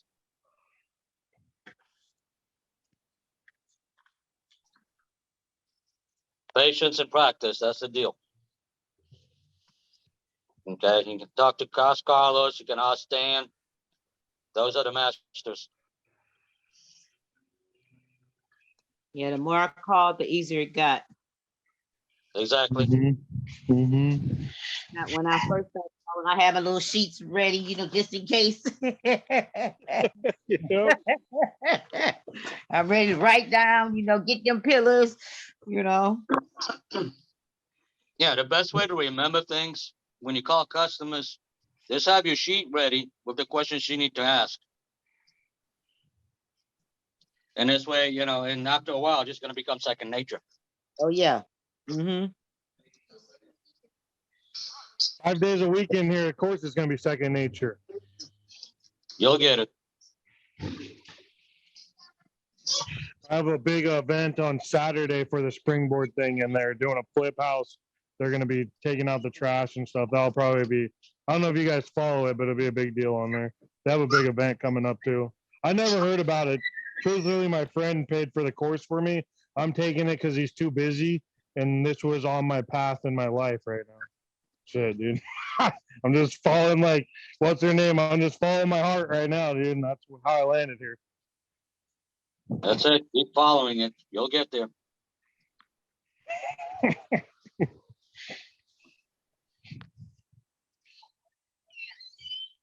That's the truth too. Like, Pace actually says something that really stuck with me. I think it was Pace. I'm not sure, but the fact that like, always having like a strong engine, but was always in the wrong vehicle. And like that's how I am. I've went everything I do. I go hard on it. But all those things haven't really paid off. Like I can see real estate and the vision, and the path is clear now. So we're on the right path, guys. Yeah, and I think it was from Pace, by the way. I think I recall that.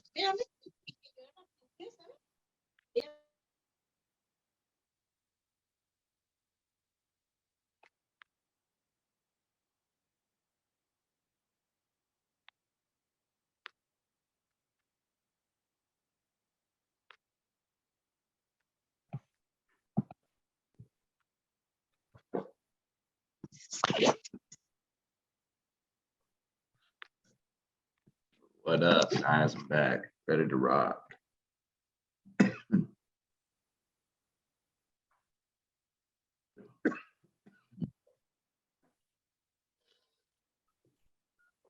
All right. So Zach, do I have this guy's number? Virgil, whatever his name is. Yes, I do. Okay. Cool. Do we need a text him, or you just wish I shoot him a call? Yeah, just shoot him a call because he said in like a couple hours call him, so he's ready now, dude. All right, and you haven't got a number out of him just yet, right? You guys, he was just open. Yeah, he's still open. We talked about what they said they could pay for the property, and then yeah, that's just where it at. He's ready. It needs to be fixed up. He doesn't have renters. He doesn't seem attached to it. He just didn't have a price or really know about the market or anything. Okay. Cool. I'll call him up.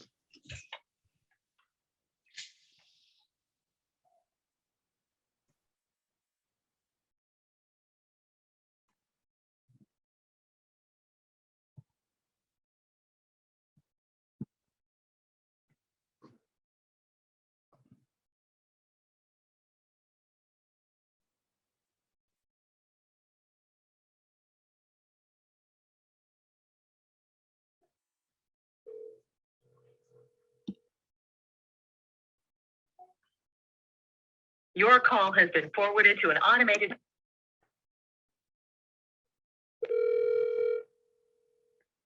Your call has been forwarded to an automated voice messaging system.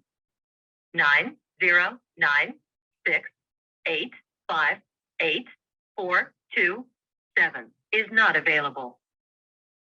At the tone, please record your message. When you've finished recording, you may hang up or press 1 for more options. Hey, what's up, Virgil? This is Carlos. You had spoken with my associate, Zach, about selling your property off of Skyview Road in Riverside. When you have a chance, call me back, 760-902-7843. Thank you. I'm going to shoot him a quick text.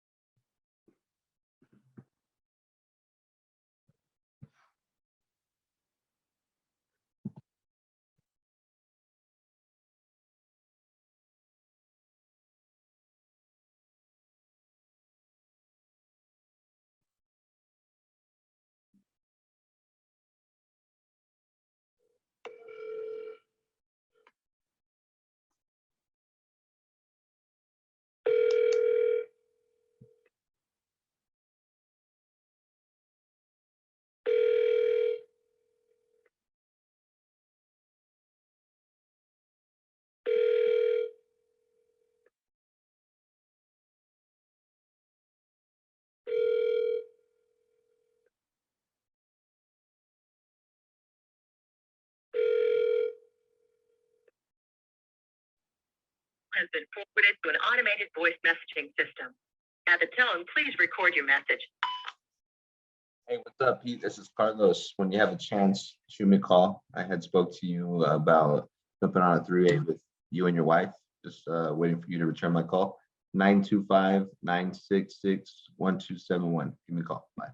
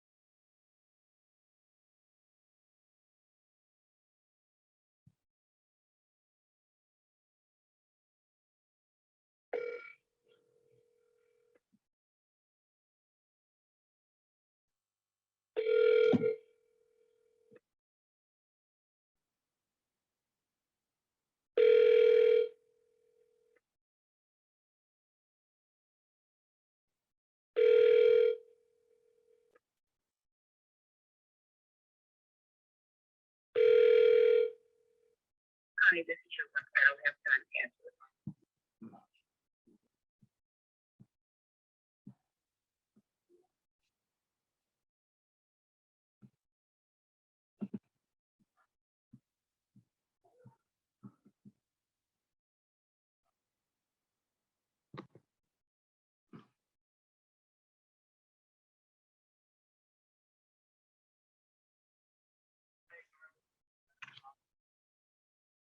Back about the Spokane property. You can give me a call back at the same number. Look for a copy. Okay.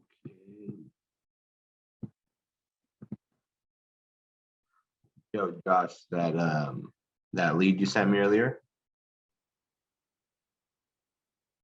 Let me see where it's at.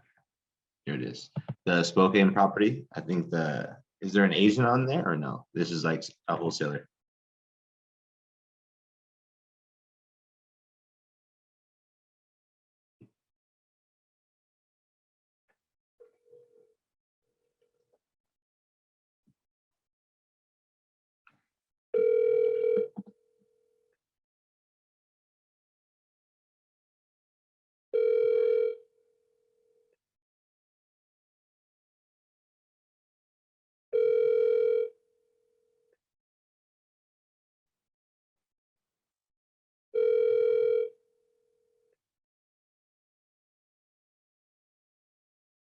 Your call has been forwarded to an automated voice messaging system. Austin Calhoun is not available. At the tone, please record your message. When you've finished recording, you may hang up or press 1 for more options. To leave a callback number, press 5. What's up, Austin? This is Carlos. You're working with my buddy Josh. I'd called you a little bit earlier. Seems like we're playing some phone tag. Shoot me a call, shoot me a text so we can work this deal that you have. 760-902-7843. Thank you.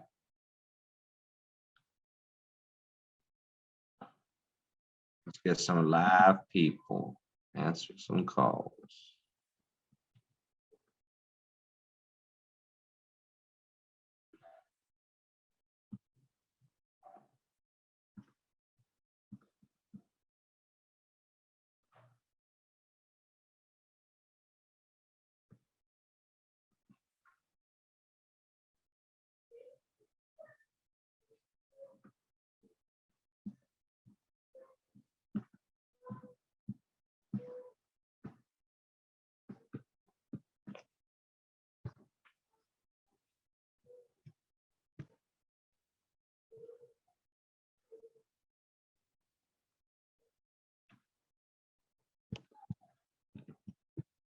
Your call has been forwarded to an automated.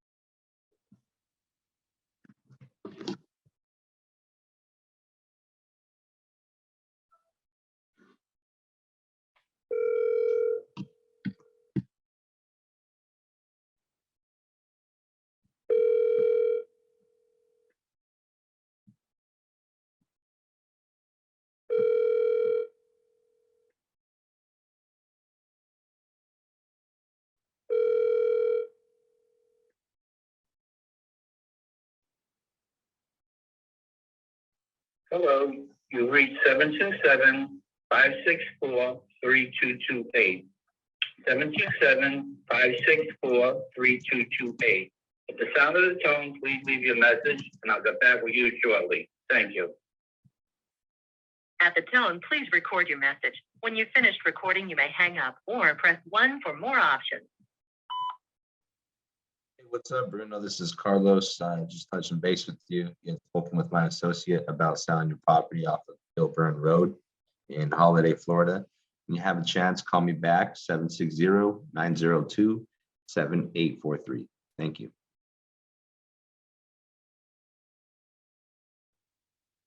Sometimes this is the name of the game, people. Just waiting for people to answer. Nah, I need 100% contact rate. That'd be killer. I need to set it up where all my phone calls are just appointment follow-ups. So it's guaranteed. Listen, that Sam. He threw that shit out there hella fast. Hell no, I need 100% contact rate. I got 100%. Let's see. You guys got anything exciting that you guys are doing this weekend? Working all weekend. That's exciting. I will be looking, for a multifamily and single family subject to houses all weekend for, this guy that, I work closely with, these two guys, one, his name's Carlos, another one's Stan. What a loser, that guy.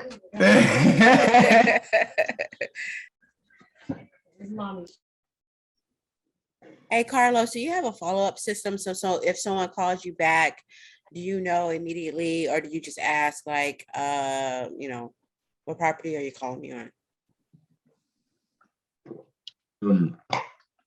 So I have a CRM system that manages all my leads for follow-ups, like people who are calling me and leaving messages. Basically, that's how I'm understanding who the hell's calling me for what property. But other than that, I don't have like an app on my phone that's like, there are some apps like within your CRMs that you can attach to your phone, and you can use like a working like app for your phone calls. And then you can have people return calls to that phone number. So you can have it set up when people return calls that it calls you to your work number. And so then you realize that has to be a lead because that number is only meant for your work, basically. You can set them up because I have a few people that I know that have their CRM systems set up that way with one that has like smartphone, which is an app, and then Just Call, which is an app as well. And they record calls and then they upload them automatically to the CRM. But I don't have that personally on my own CRM. I'm barely even in my own CRM. I'm in other people's CRM more than my own. Yeah. I got a question along with that. Which CRM system do you use? I started off with Podio. I think for the first reason was when I got into this business, I had started off as an acquisitions manager for one of my buddies who lived in town, but he just moved to Florida. Mm-hmm. And he had Podio, and he had in Podio with Investor Fuse, and it was really good. I liked it, and then I jumped in. I got Podio, and then I found out a lot of people had Podio and different integrations within Podio. And then I've seen like Willow, I think, and REI Reply. I've seen a few other ones. I've been in a few because I jump into other people's Podios from time to time or CRMs to help their leads. I'm not a genius. I'm not an integrator. I'm just like a closer. I don't know how to do all the technical difficulty crap. I got people to help me out with that stuff. So thank gosh, I don't like but all that stuff. You got to keep up some kind of way, because once you get rolling, it's coming in. Yeah. When you're rocking and rolling, I mean, in my position, I'll just automate something so simple like that. I can learn it, and I just know the basics, and I don't plan to ever do that. So I'm not gonna ever actually take time to perfect it. I'm gonna just have somebody perfect it for me, just outsource. I got you. Yeah, for sure. Just get a who in there, just somebody who already knows how to do Oh that. yeah. Yeah, that's it.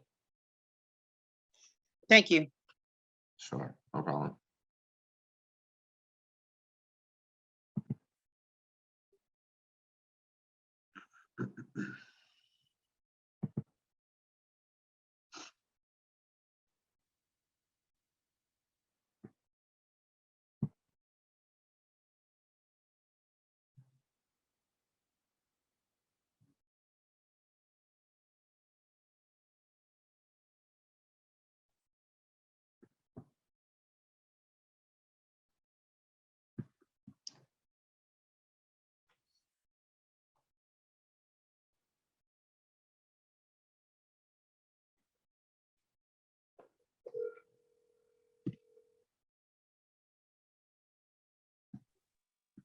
What's up, Sean?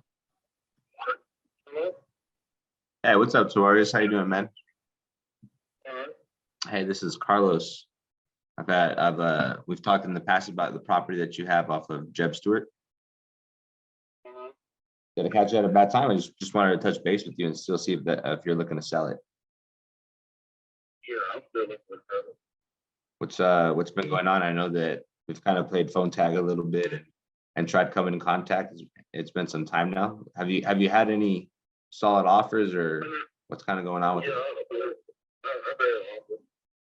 Anything solid or anything that excites you, or nothing? Well, Really? it's on contract. Yeah, it's solid. I just like that. It is under contract. No, I said it's on contract. Like, hey, but the offer is written down. I have signed it. I'm just saying. Oh, okay. Somebody sent you over an agreement, but you haven't signed it yet. Yeah. Got you. What number is that? Is it only cash on that one? Yeah. Pretty much it. Okay. And so how much is that offer? 145. Okay. That's a pretty good offer. I mean, I'm just bringing it up really quick on my computer. I forgot how it looked. This is the 3-bedroom, one bathroom, 975 square feet. Okay. And what's the condition of the property, man? I live down there. Decent position. They do stuff outside, like the trim so bad. Like bushes, so that's about it. Housing structure. What about like the floors, kitchen, the restrooms? Yeah. Have you renovated those maybe in the last few years? No, I haven't done anything for the restaurant. Okay. Kitchen floor, I put laminate floor now. Okay. How long ago did you put the laminate flooring in? That was last year. Okay, that's new. What about all the mechanical work in the house, like the electricity, the plumbing, the roof? How's the condition on all those things? That's fine. Everything's good? Mhm. Okay. And so if you have an offer at 145, why haven't you taken it? I'm just curious. Are you waiting for something a little bit more, or? Yeah, I mean, I'm not that from the price. That's because they said 145. Man, I know every household my neighbor for 190. That's why. And Okay. the same 3-bedroom, 1 bath. I don't know how much work they done to the house, but I don't think they did a lot of work. But yeah. Is that the one on the same street? Yep. Yeah, I seen it. It sold at the end of June for 193 bed, 1 bath. It's just a little bit more square feet than yours, nothing too crazy. Yeah, it ain't nothing about 50 more square foot. It ain't that crazy. Like the wife said. Yeah. Yeah, get one extra bed. They did also 190, 3-bedroom, 1 bath. Something right. What number actually makes you say yeah today type of thing? I mean, if somebody came in and said like maybe between 150 and 160, I mean I would definitely maybe move. I mean, that may be really considered, you know. Okay.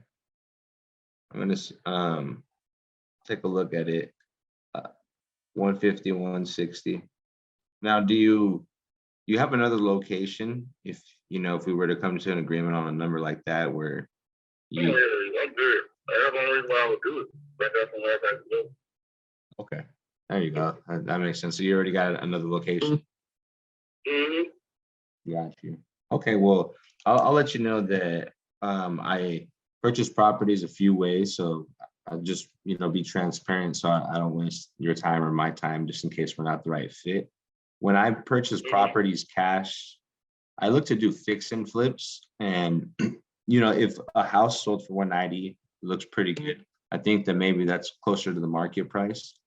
Me buying it cash at 150, 160, it doesn't really benefit me on the point where I'm supposed to at least profit a certain percent. It doesn't really make sense too much cash wise for me.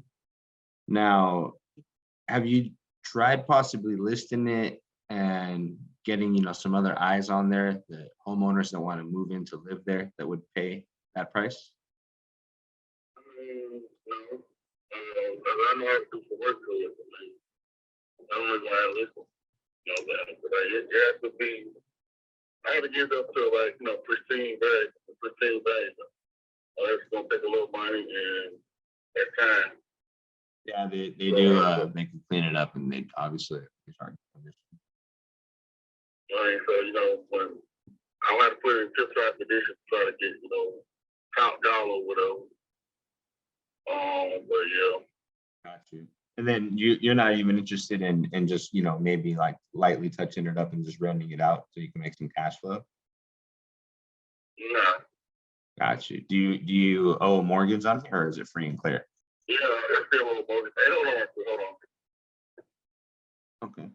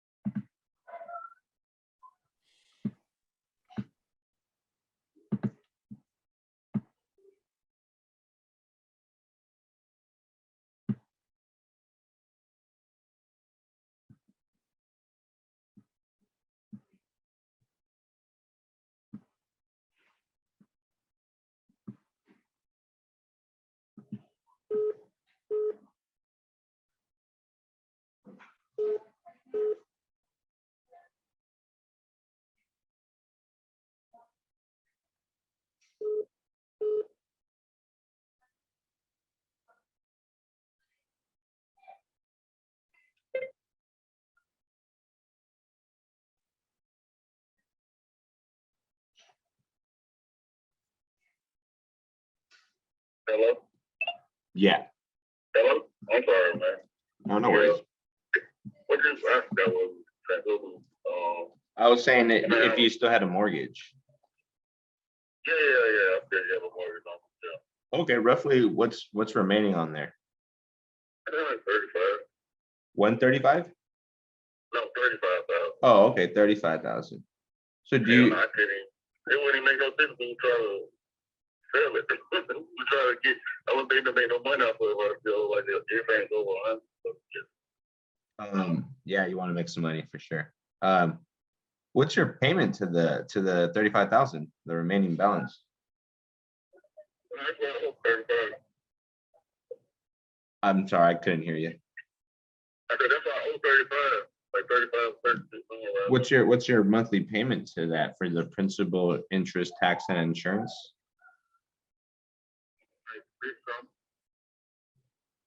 Like a little bit less than 400 bucks.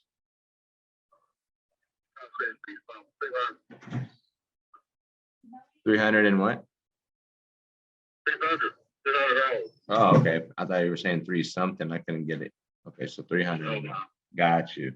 So 300 a month. Okay. So the only way that I can, give you that number, right? Because I couldn't do it cash. Remember when I was first saying I couldn't pay it cash, but the only way that I can do something like this is if you would sell me the property on terms, meaning I would give you some money down and then make some payments over a set period of time to you. Would that work? They give me some money down. Like I somebody else kind of try to offer me that. I would need at least over 100,000 before we talk about it. Like a little couple thousand ain't gonna help me out. Like, and basically I have to move out. Still, you just found a problem, but you can still like make the profit. Nah, that ain't work. You have to give me at least 100K starting off. What do you think about that? What are you planning to do with the money? Are you planning to buy some more properties? No, I'm just basically something else. I mean, maybe later on down the road, but not now. Why don't you just turn this into an investment? That's what I mean. I'm trying to, that's what investment is. I'm trying to get money out of it. I mean, I don't care about getting a lump sum of money or whatever. Money. Well, I mean, if you look at it as an investment, right? And let's say that we come to an agreement on a number, and I'm not saying I'm going to give you $5,000 down, but if we can come to an agreement on a number that, is higher than maybe all the other cash investors are offering you, maybe something that, that I can come up to that actually interests you. We could do something like that. I mean, how would that work out for me? Let's say we do. Well, here's a couple things that happen right off the front. Is just that, like, since you're gonna sell it cash, if somebody were to pay you cash, you have a gain tax to pay, right? And then you say you're gonna invest in it. So if you invest with it, but let's say you don't invest all of it, you place the rest of it in the bank. Well, the bank's gonna give you like 0.9%, and inflation right now is like over 10%. So you actually be losing money by leaving it in the bank.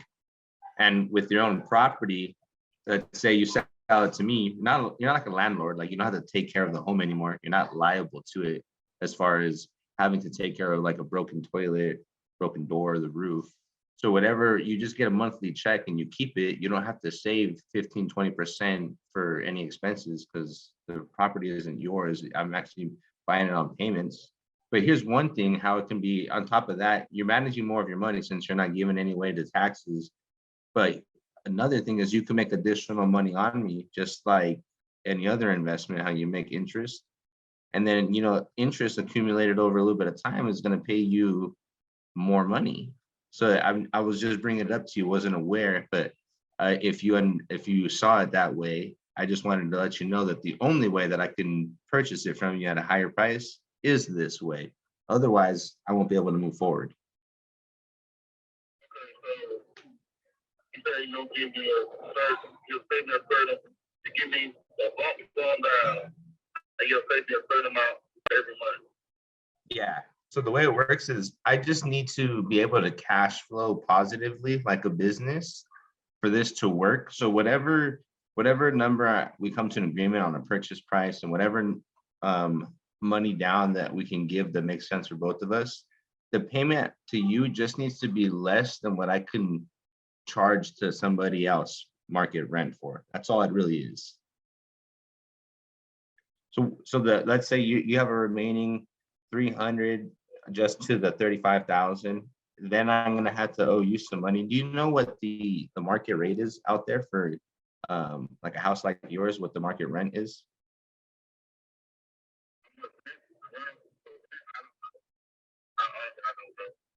I want they charge and stuff. I mean, I never say rent, I always say mortgage, so I don't know. You wouldn't know, huh? Okay. Now, I mean, I'm guessing it'll be over 1,000. I mean, the house. Okay. Give me a second. Let me see. You think they would be over 1,000?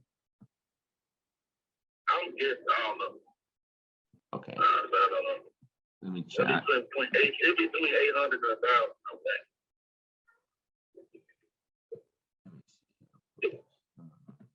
I'm gonna just check something really quick.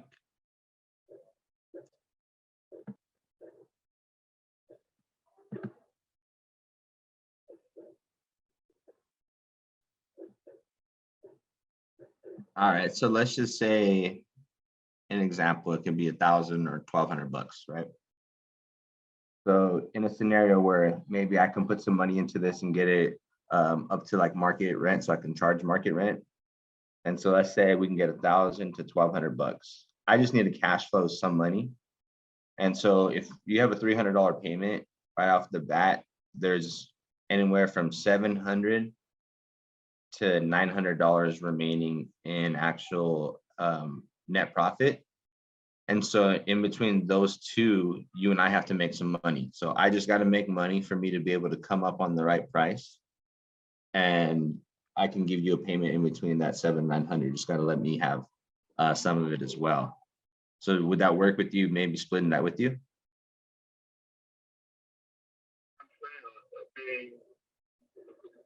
They say you give, like they say, get $500 of money, right? That's the same, something like that. Say that part again. So you said you'll be somewhere like $500 to $600 a month, something like that. Yeah. So if I could, let's just say that in a scenario, right?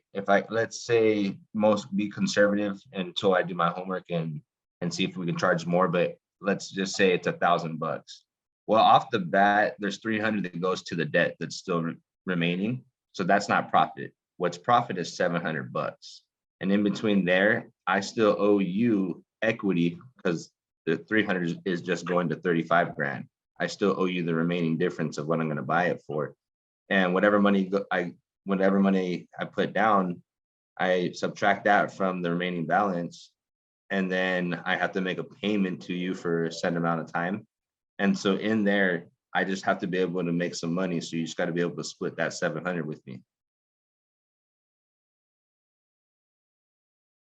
Yeah. So basically, talking about $700 would be like $350 a month. You know how long it'll take you to pay me? Right. But here's the thing. Are you even open to paying me that? I mean, letting me finance this from you that long. If we don't have to go 30 years, it's what you're pretty much what you're open to. How much will you be willing to give me up front or cash? So how much money do you think I'm going to need to put into the home just to be able to charge the max rents, right? Like conservative but realistic number with what the materials are costing right now. How much money do you think I need to put in here to renovate it so that I can charge the maximum?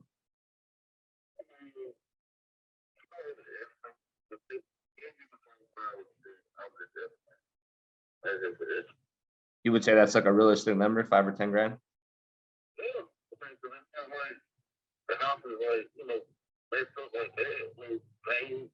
Maybe carpet, man, the carpet's like 6 years old. I mean, I just replaced it in 2015. But this got stains that need to be like steam cleaned. I mean, that's it. I wasn't worried about like trying to put a whole like damn carpet in there. And shit. Some of the rooms that like barely, I barely walk in. Okay. Well, then let me ask you it on the purchase price of like 150 to 160. What type of money down do you need so you can achieve some of the things you need to do?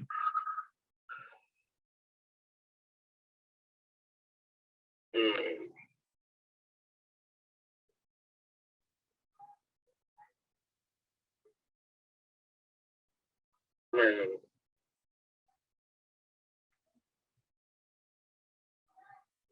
I'll probably cook at least half of money. Leading consider. When I have to put half money down, the only thing what would hurt me is I won't be able to cash flow because I get allocated funds every month to purchase properties, meaning that I just use other people's money to then purchase homes, and then I just give them a return. So I wouldn't be able to cash flow, and that's all I need to do to be able to come up to a higher price on everything. So typically when I'm coming up to a higher price and the property still needs work, I'm given closer to $5,000 or $10,000 down. Does something like that, would that work with you? What's a number maybe a little bit closer to the 5 or 10 grand? Because here's how I see it, right? It's going to be an investment for you. I know that you wanted to possibly get.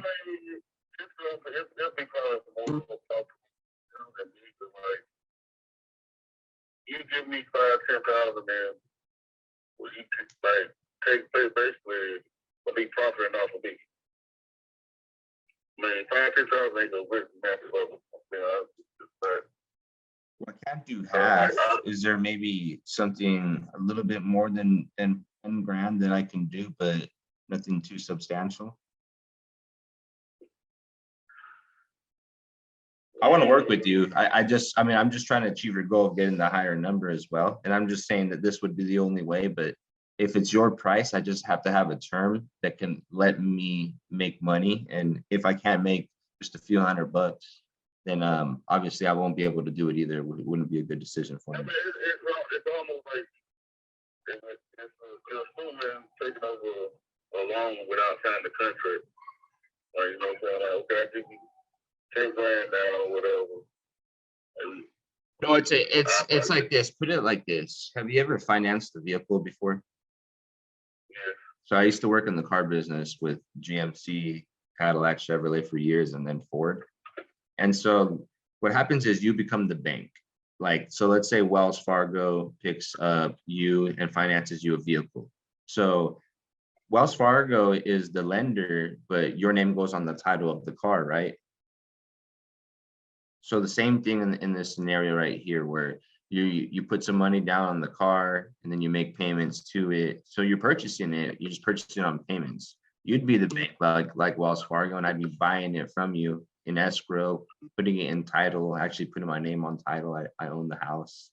I'm just making payments. It's just called seller finance, is what it's called. Just like that. Just the same exact concept. It's just you're selling your house this way.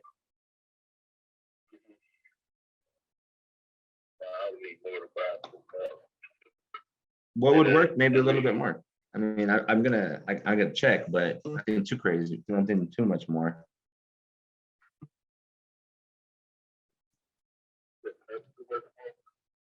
I mean, I'm saying like for me to like agree to it, I'm thinking I would need at least like close like 50,000 somewhere around there. But that 5-10 ain't gonna make me budge. Like, and I have to be on the way. Got you. But if I was just trying to get off the house, get off the house, yeah, cool. But I'm not get off the house. I mean, like I told you, I have somebody willing to give me $145,000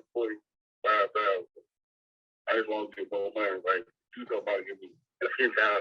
What the hell they gonna do for me? I don't even like. I just want cash in my hand. Like I don't care. I'm talking about all the cash. I don't want no $10,000. That shit ain't gonna stand for me. Yeah, well, unfortunately, we just can't come to agreement on everything we look at. So probably not the best bet for you since you need a little bit more change. I was just trying to see if I can get you a higher number, but it's all good. I think the 145 is, going to be a really good offer for you. I would say take it for the fact that I know that the market is already downshifting.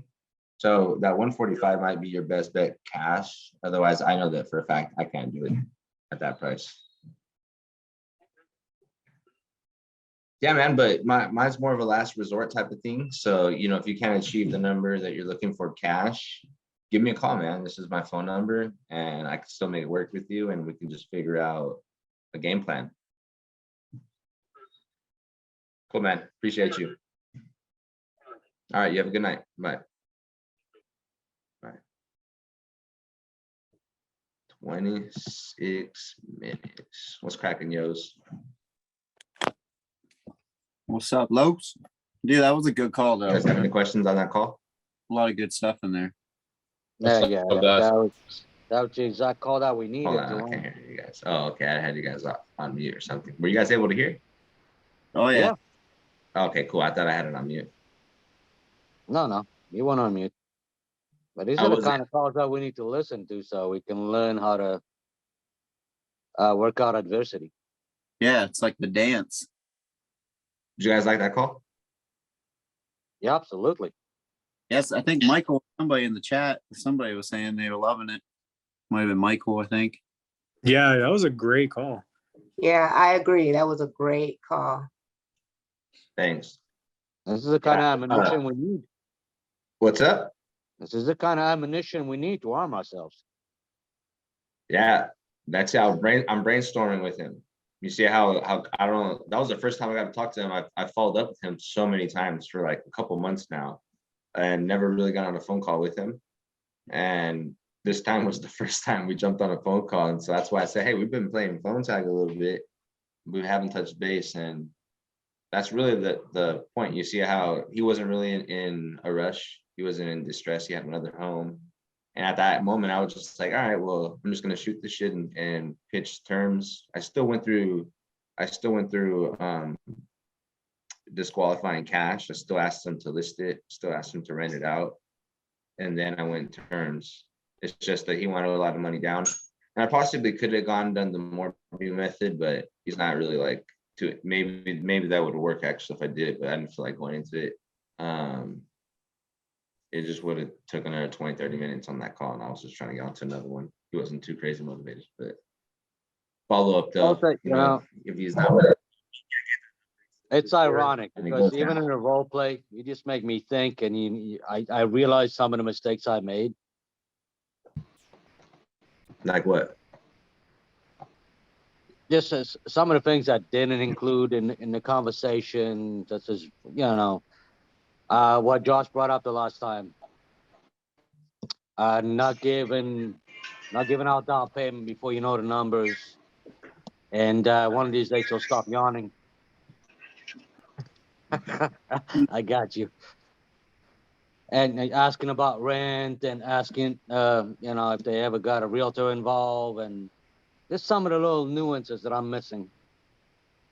You'll get it. You're very, very new. So you're only hearing me on basically these live calls, new practices. So it's just really getting getting involved in calls and just hearing all the situations. Because there's a lot. There's every call is different. There's a whole bunch of different stories. Yeah, every call is gonna be different. The scenarios are gonna be different. So it's fucking simple though. If you guys like really just act like yourselves and don't have to be so, I guess, act like you're so professional on the phone. Because here's the real difference is I'm not behind the scenes, like off of work. I'm not professional like that as far as, hey sir, how you guys doing? Like super like that. I'm not that professional person. The way I am is the way I am in front of you guys. This is who I am, and I'm the same way on the phone with sellers. I sound the same with lenders I sound the same with buyers, bankers. I don't change the way I sound because this is just who I am. And it makes Yeah. it so much easier for me because I don't have to try and pretend to be someone I'm not, especially when I'm not good at pretending to be someone I'm not. And then I have to act like that on the phone, and then I'll just actually fuck it up because I'm not scripted or remember how to be a fake person. Not making it real dramatic like that. I'm just really just speaking my mind on it. No, I know. I understand that. You know, it's just like me. I'm accustomed to talking to people every day. For me, it's second nature. Plus, I had a phone business before, so talking on the phone is not, it's not something new for me. All right, all right. Giles, you're straight to business when you're on the call. I You'll try. make- Hey, if you gotta make money, so why are you gonna Yeah, bullshit it needs, around? yeah. You But got that might be where you maybe improve a little. Look for those like Me Too moments, like when they say something and you can be like, "Oh, me too. I had a situation where blah blah blah," and then that's where you can kind of easily get that other information out. That's it. You got to get to their level. I mean, you get the small talk out of the way. Once you make it feel comfortable, then you talk numbers. right. I'm still not getting whoever talked before me, I apologize. I'm still not getting around the down payment. Why so low? The 5, because if he said he had a 145 offer, why did you come down to 5 to 10? I mean, I know it's negotiation and you're not going to just come up high and you want to kind of raise it up. I get that part, but it just seems like it didn't make sense. It's all good because a lot of it's new. So, but yeah, the biggest goal in any business to succeed is to always minimize your expenses. So that's one reason. But another reason is off the bat, I knew that 50 grand isn't going to work for me because what I just told them was true. I'm going to have to use a lender. And here's the thing: if I'm borrowing 50 grand to give down, I'm going to need like 60, 70, 80, maybe he's had 10 grand. So let's just be conservative and say 20 grand.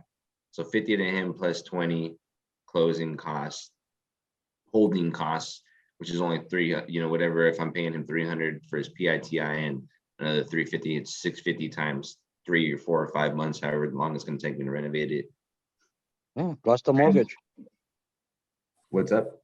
I said, plus the mortgage. You still had a $35,000 mortgage on it. Yeah, still had the mortgage on it.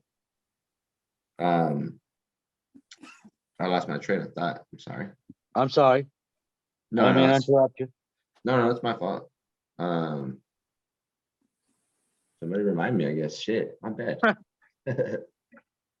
You're just talking about getting a lender, right?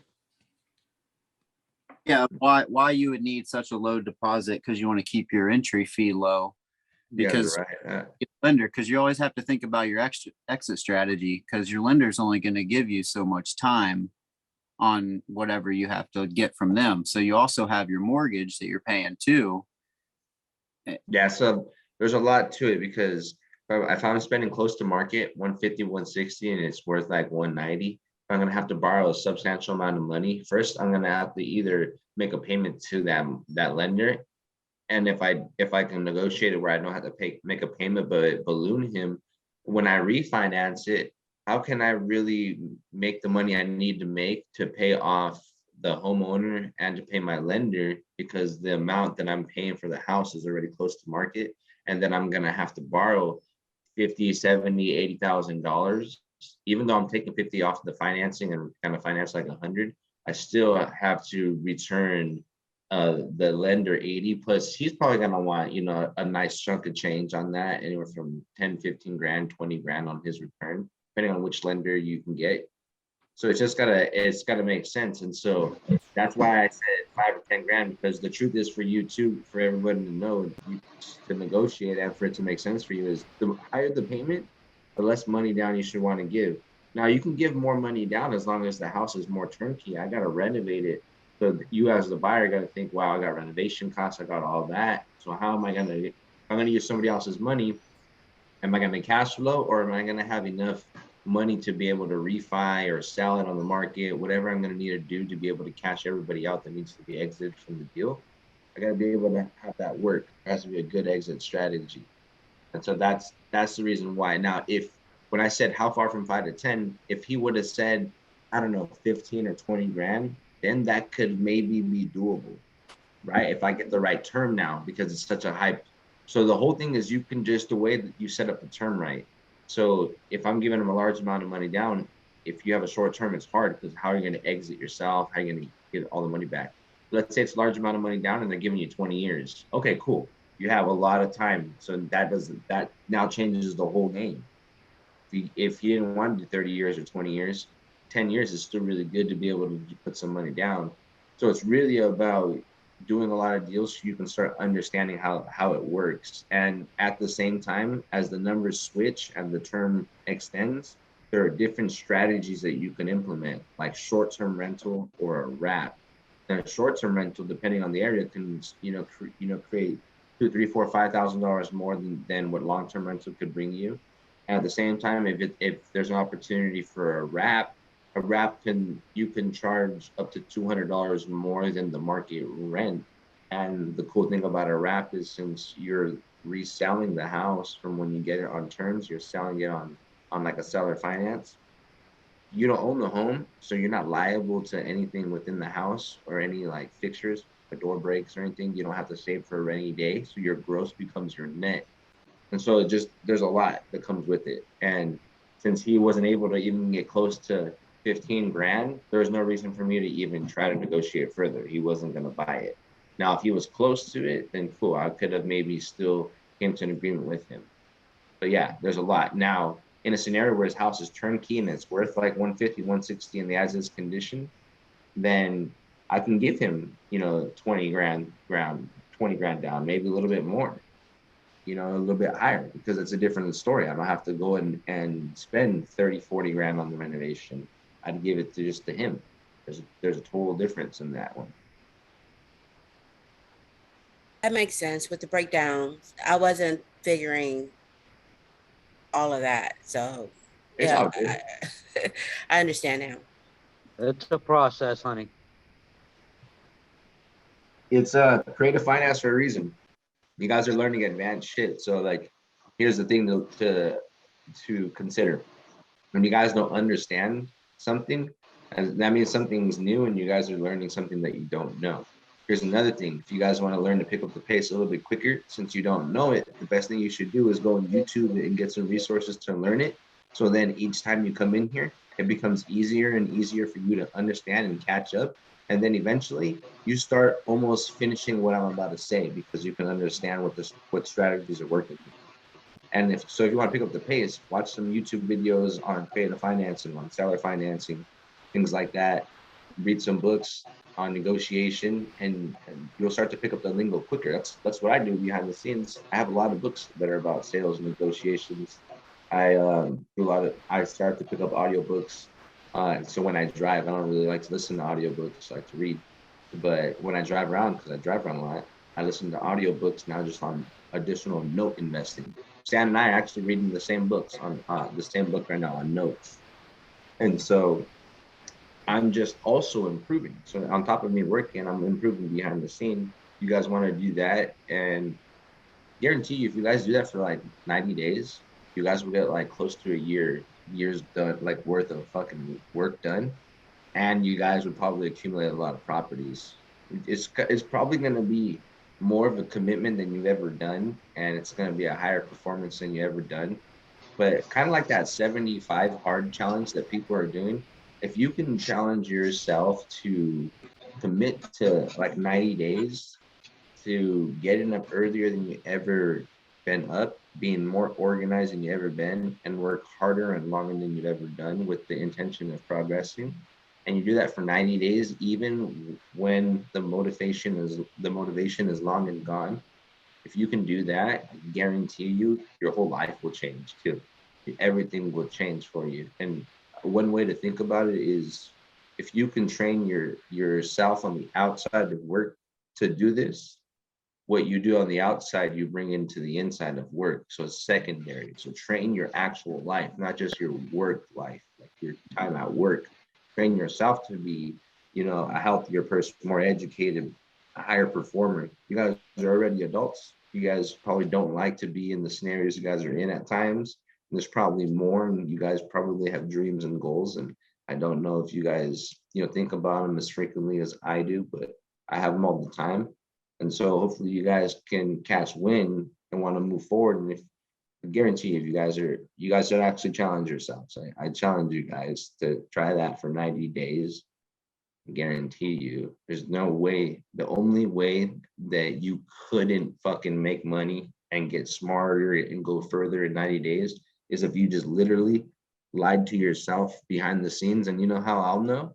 Because first, I don't bullshit. I'll recognize it right off the bat. But second, I'll be able to see you making a fucking movement, or I'll see you in the same place, which means that you weren't doing shit. Guaranteed. You done the 75 hard? Nope. I was just letting you know, like, how there's a 75 hard challenge. I've done shit like stuff like Yeah. that. Yeah, I get his emails all the time, but yeah, I read it and yeah. I've done some crazy crucial discipline, commitment, treatments and things like that for like a year at a time, certain crazy things. So this learning discipline is great to do, even when you don't want to do it. It's a good habit, and following through with what you say, with what you start. It's another good habit, even after you don't want to do it no more and you change your mind. It's just a good habit to create. Hey, Chris asked in the what books you. Oh, what books I recommend? So right off the bat, the new book that I read, I don't know, like 2 months ago. That was probably like 10, 12 books ago. Was the Power of One More by Ed Milet. That one's great. I read all of Grant Cardone's books, 10X, the sales entrepreneur, the commercial real estate one, multi-millionaire book.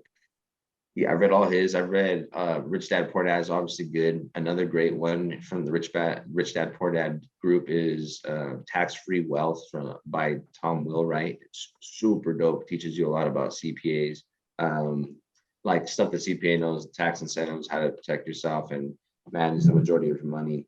I got a shitload of shit. You know what I did a while ago, I think a year ago. So I would buy a whole bunch of books, and through reading books, normally about business or sales, I found other books within them. But it wasn't until like a year ago I heard Patrick Bet David. You guys know who that guy is? Patrick Bet David. He's a badass business guy. But anyways, he said, what I started to do is I started to buy all my books in 3 topics. I just picked 3 topics and bought as many books in those topics. And he named a few topics. And so the topics that I picked was sales, business, and economics. And so I just fucking bought like 50 books over the last year in between those, and I've read them. And so it keeps you on track instead of like I told Stan this, I said, hey, next month for me to make sure that I'm going to kick ass in multifamily by the end of the year is I'm going to shift all my studies, my podcasts, my YouTubes, my books are all going to shift into multifamily. So then you can consume all of that knowledge in that same field as fast as possible. Instead of reading like 10 different books, they're in different subjects, which is nothing wrong. There's a lot of information out there. But I would love to just consume as much as I can about one topic. So then in 3 to 4 months, I've read like 15, 20 books and just listened to as many podcasts and YouTube videos. So I feel like a professional after that because I would have worked a lot of deals as well. That's just me though. Yeah. Stan, what was that multifamily one that you were talking about the other day? Book. Dad or me? Stan, he suggested one the other day, I thought, to me and you. This one? Yeah, I think that was it. Confessions of a Real Estate Entrepreneur. I got so many right here. I got one. There's one called Start Your Own Corporation. I'll just name off a shitload so you guys can just like see which these are all good books, good reads too. So there's one called The Wealth of Nations. That's like a Bible. That one would be like the last book you guys read. That one's crazy. That one's like a Bible. It's like a big, thick book like that with small words. That one was discouraging.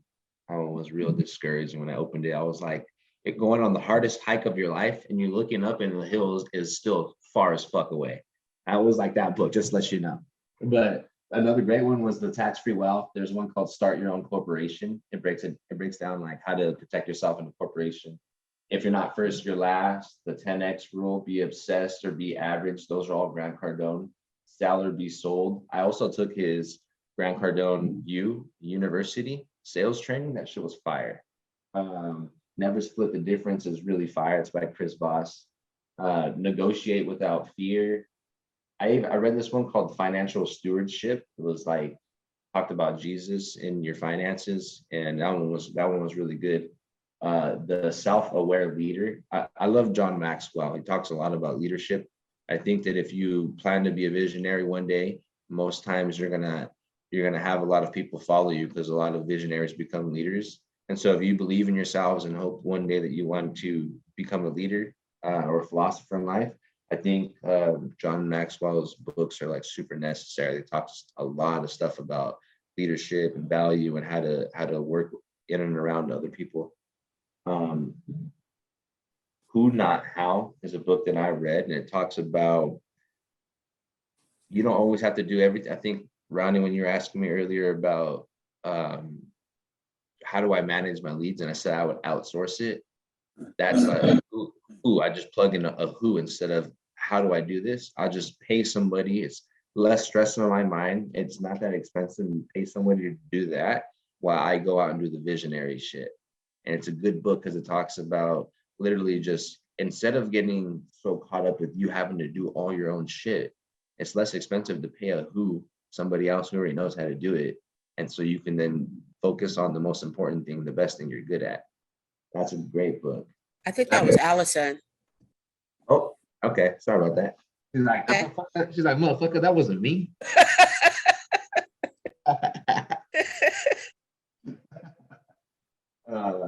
So some really good books there, though. That Think and Grow Rich, that's a good one too. Fire. There's one called the Sales Method, Sales as a Science. I got Effective Communications. I haven't read that one yet. I haven't read this one either. The Crucial Conversations. And then The Qualified Sales Leader. The Book of Real World Negotiations. The Principal Power of Vision. Economics versus Finance. What the Hell is an Economy? That book is dope. That book literally breaks down how an economy works and why it came into place, why banks came into place, how like oils and gas and notes and interest rates work. It basically just breaks down exactly what an economy is and how everything came into place. It's dope. It's really confusing, some of the stuff. Like, yeah, I had to like, okay, what's that mean? What's this mean? And then from there, when I was reading it, it's like technical, but it's definitely like, I think something that's very, very necessary in business. I don't like the economical side, how it's just super technical. I think it's necessary if you're going to be in business to learn a lot about economics. That would be a good book, though, actually. Yeah, you would probably like it, man. It's a little bit out of my league right now, but I read it and a lot of juice. I even got the Audible, a lot of juice, all I can say. It was like the Tax-Free Wealth, where it was a lot for me to consume, but it's necessary for you to understand in business. Mm-hmm. Worldwide Laws of Life, The Money Illusion. So Tony Robbins has a book called Money Master the Game. I think that's like that book is fucking badass. First off, like life-changing badass. That book is like the book Think and Grow Rich, or Napoleon Hill, or was it Andrew Carnegie? I think it was Napoleon Hill went out and interviewed like a whole bunch of people and just made a book basically by interviewing the most wealthiest people in the world and most successful people in the world and gave away their tips. That's what Tony Robbins did with all the richest people in the world on this book. He went out and he sat down with them and asked them what their exact strategy, how they fucking did it, and tell the secrets. And that book was like, I was like a little kid on that book. And Tony Robbins is fire, so his books are exciting as well to read. They're just super juiced up. Yeah, isn't he all about affirmation? Say it again. What was the name of that book? Money Master the Game. Okay, thank you. Fire book. Like you guys should book to read books. It's good. You can learn discipline because it's hard at first. So create the habit. That's the whole thing, is learn to create habits. Takes time. You're not gonna like doing shit at first. Create the habit and become secondary. Try to read a minimum of 40 to 50 pages per sitting. So you can get an actual 3 to 4. I mean, you can get an actual book done in a week or less. So you can try to do 4. You want to work with the best of the best. You want to compete with the top. You got to fucking act like you're on board now. You got to fucking consume a lot of information as quickly as possible, or it's totally fine. You go at your pace, but your success will be at your pace too. Nothing wrong with it if you're totally fine with it. But if you want to take 2 years to do your first deal or learn how to get a lender, all that, that's on your choice. If you want to fucking crush it before the year end, learn to fucking shift into being a performer for once. Do some shit you've never done before. Get uncomfortable and then watch what happens. Because here's the truth is, like, you'd rather pay the price today so you don't got to pay that shit tomorrow. And eventually tomorrow will come where you don't have to pay the price no more. So do it now. I see a lot of people and their families that when I think about it now, especially when I'm older, I think about shit, and I see people who live in like the same places and their parents, and I just can't help but think, like, what a struggle, how uncomfortable this life for some of these my friends' parents, or my own parents, how uncomfortable that is and how hard is that struggle. And if they were cool with that the entire time, if that was like the way they wanted things to be, and it makes me think a lot like that. I don't ever want to. You can learn this early in life. Yeah, Not, I don't. not I later wish. in life. Yeah, I wish that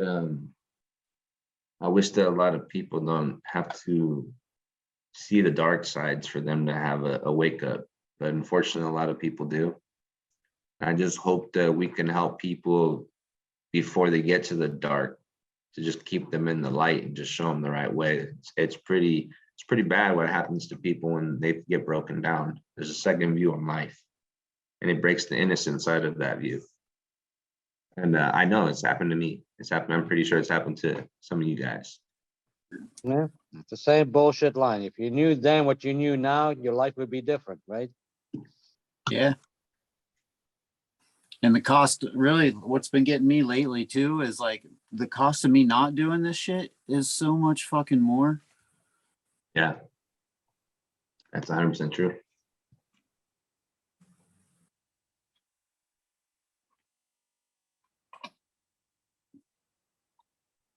You guys are fucking awesome. You guys are awesome. Appreciate you guys. We appreciate you as well. Yeah, I'm excited for the next 6 months. See what the powerhouse is gonna be. It's gonna be awesome. We're gonna increase. Yeah, it's gonna be dope. 6 months.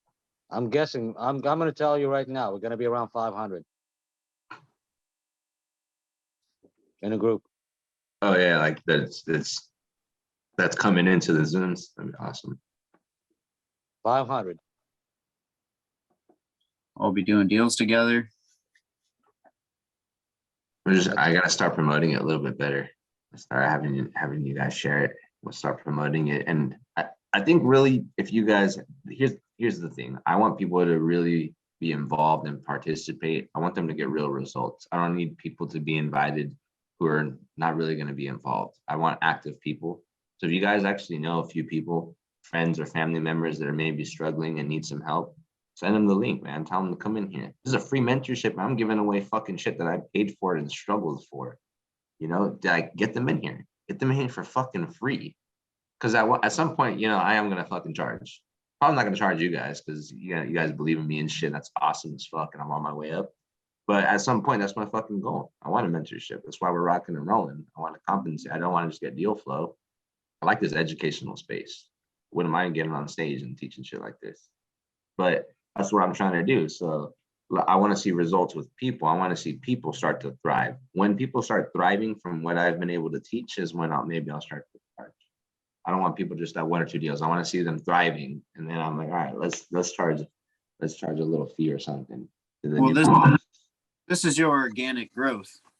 Yeah, you guys are gonna see how everything organic. I can't wait till you guys see the multifamily, because that's gonna be super organic, because I'm super new at it like you guys. Literally don't understand it that much, very new like you guys. But I just know that I already put a game plan to my mind. I sat committed. I told Stan this. I just told you guys. Now I'm shifting everything to multifamily. I just set up my alarms, my books, my YouTube videos, my podcast, everything for next month and on is going to be multifamily. And so I'm going to work your guys' single family deals, but you guys are going to see me crush it sometime by next month or till the end of the year. I'm going to get some type of multifamily, because I'm going to put in the work like I put in the work, but now I'm going to shift it into that. You guys will see me do it organically. Then you guys will probably get even more fired up. And by that time, you guys should already be rocking and rolling. That's like 3-4 months away. You guys are not going to take that long to rock and roll. Oh.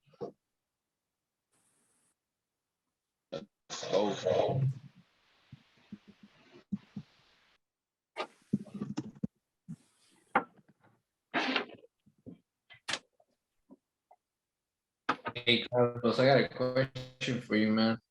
Sure. So I just got off the phone with this seller, and she mentioned to me that she has a reverse exchange. Reverse mortgage? I think so, yeah. So she pretty much needs to sell this house to fix that issue. She told me that ideally she wanted to do it before December. She was listed up with a realtor, but then she took it off. She took it down. I guess she's doing a little bit of repairs right now. And but I had talked to her before she even started, before she even took it off or put it on the market. But she was out of town, so we spoke briefly, and then she was like, "Oh yeah, I'll come back. I'm coming back this day." And I called her, and she didn't answer. Long story short, I like barely got a hold of her just right now. And I tried to bring up the creative financing, seller financing, because it kind of seemed like she was leaning more towards market value because she was putting in the work. But then she mentioned that she couldn't do that, the seller finance, because of the reverse exchange. So my question, okay, cool. Yeah, because I pretty much told her, like, I don't know, I'm not an expert on seller financing, but I can definitely, find the answer. So that's kind of what I wanted to ask you, if there was any way around that, that could be worked into the deal, but. No, you can't reverse mortgage. I believe the banks own the banks own it, and they're paying them back. I forgot how it works, but you can't do it. You can't do creative finance. It's not something you don't want to do, because at any moment they kick you out. It's not the actual homeowner's house anymore. I forgot how it works. I just know that we don't do that on creative financing. So if you're asking more to market price, that's not a deal, because if you have to buy it cash, you're not gonna make money. Okay, cool. Well, the good news is that, like I said, I talked to her before she before she even Are you left. laughing? So I'm just seeing the emojis, but yeah, the good thing is that I talked to her before she even did the whole MLS, and before she started even thinking about fixing it up. And one of the things she told me was that I told her, like, are you flexible at all on your price? Because obviously I'm sure you're looking to get market value since you're putting the work into it. And she pretty much told me that since she's been talking to me for a while now, that she's willing to be a little flexible, cash offer. Well, she needs to be really flexible. She's at market price. You just gotta make all it is. You just gotta make it make sense. So I would, I guess, try to negotiate it, but I would find her how much her reverse mortgage is. Well, I didn't really. I mean, it was kind of a little bit confusing because obviously I don't really know too much about that yet. But She mentioned it was in Sacramento, so I guess the reverse exchange was in Sacramento. She had like a reverse exchange up there, so that's Reverse why she was mortgage. trying to sell this house. A reverse mortgage, sorry, yeah. She had a reverse mortgage in Sacramento, so that's why she was trying to get rid of this one by December, is what she told me. Yeah. You just gotta negotiate it like the way you would always negotiate it. It can only go cash. So just pretend that you can't go creative because it just won't work. It's not smart. You could possibly do it, but it's not the smartest thing to do. So don't do it. So go cash, but just still work it like regular. Like get the number where it needs to be at a real number that a cash buyer would buy it at. And if it doesn't work, it doesn't work. If it works, cool. All right. Sounds good. So in layman's terms, Carlos, reverse mortgage just being upside down on a loan, correct? Yeah, and I think it's like the bank. The I bank forgot what it owns it. is. Who knows? Does anybody know? I know it's bank owned, but I forgot what it is. I think that they're paying you payments for the house, like you pull equity, and I forgot what it is. I think they're they're buying the house from you, and they're paying you payments on the purchase price. I think it's something like that. So the house isn't yours; it's theirs. They're just paying you slowly every month to get the But property they're back. paying you instead of you paying them. Yeah, they're paying you instead. So they're like, okay, they're buying it from you, and they're making monthly payments to you. Okay, so that's not being upside down then. Okay. Yeah, not upside down. But it's something you don't want to do because the banks own it on terms, basically, is what it sounds like. Yeah. It's like seller finance, but the bank is doing it. Those fucking banks. Yeah. And they're a lot harder to deal with. And don't you have to be a certain age to receive it? I don't know. Over 18. I just read you have to be over 62. For what? For the reverse mortgage. That's the only way. That's the only way you can do it. I was watching. Oh, okay. Now I know what it is. Okay. What is it? I think Tom Selleck advertises it on TV every fucking day. Yeah, isn't it for like older people with the intent of you not really having family and basically you're going to be dying soon? So, Hey, be careful. I resemble that remark. right, I understand. I apologize, but I didn't come up Wow. with it. She said, obviously. Wow. We see you. That hurts. He doesn't even want to finish now. Nope, that's it. You get it. That just. I'm just messing with you, huh? I know. Oh man. You guys have any questions like on creative financing or wholesaling? What's getting you guys stuck? What can I help you out? What are those questions you guys get stuck with?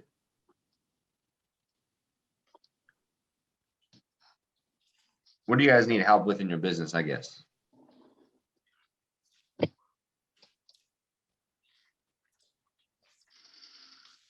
Are you guys having trouble with lead generation? Sorry, go ahead. No, I was gonna say, I think like what do you guys I guess daily day look like? Obviously we're hunting for deals, but like how do you structure your day? For what time that you're doing certain things? Like how does that look for you guys throughout the week? Mine's structured.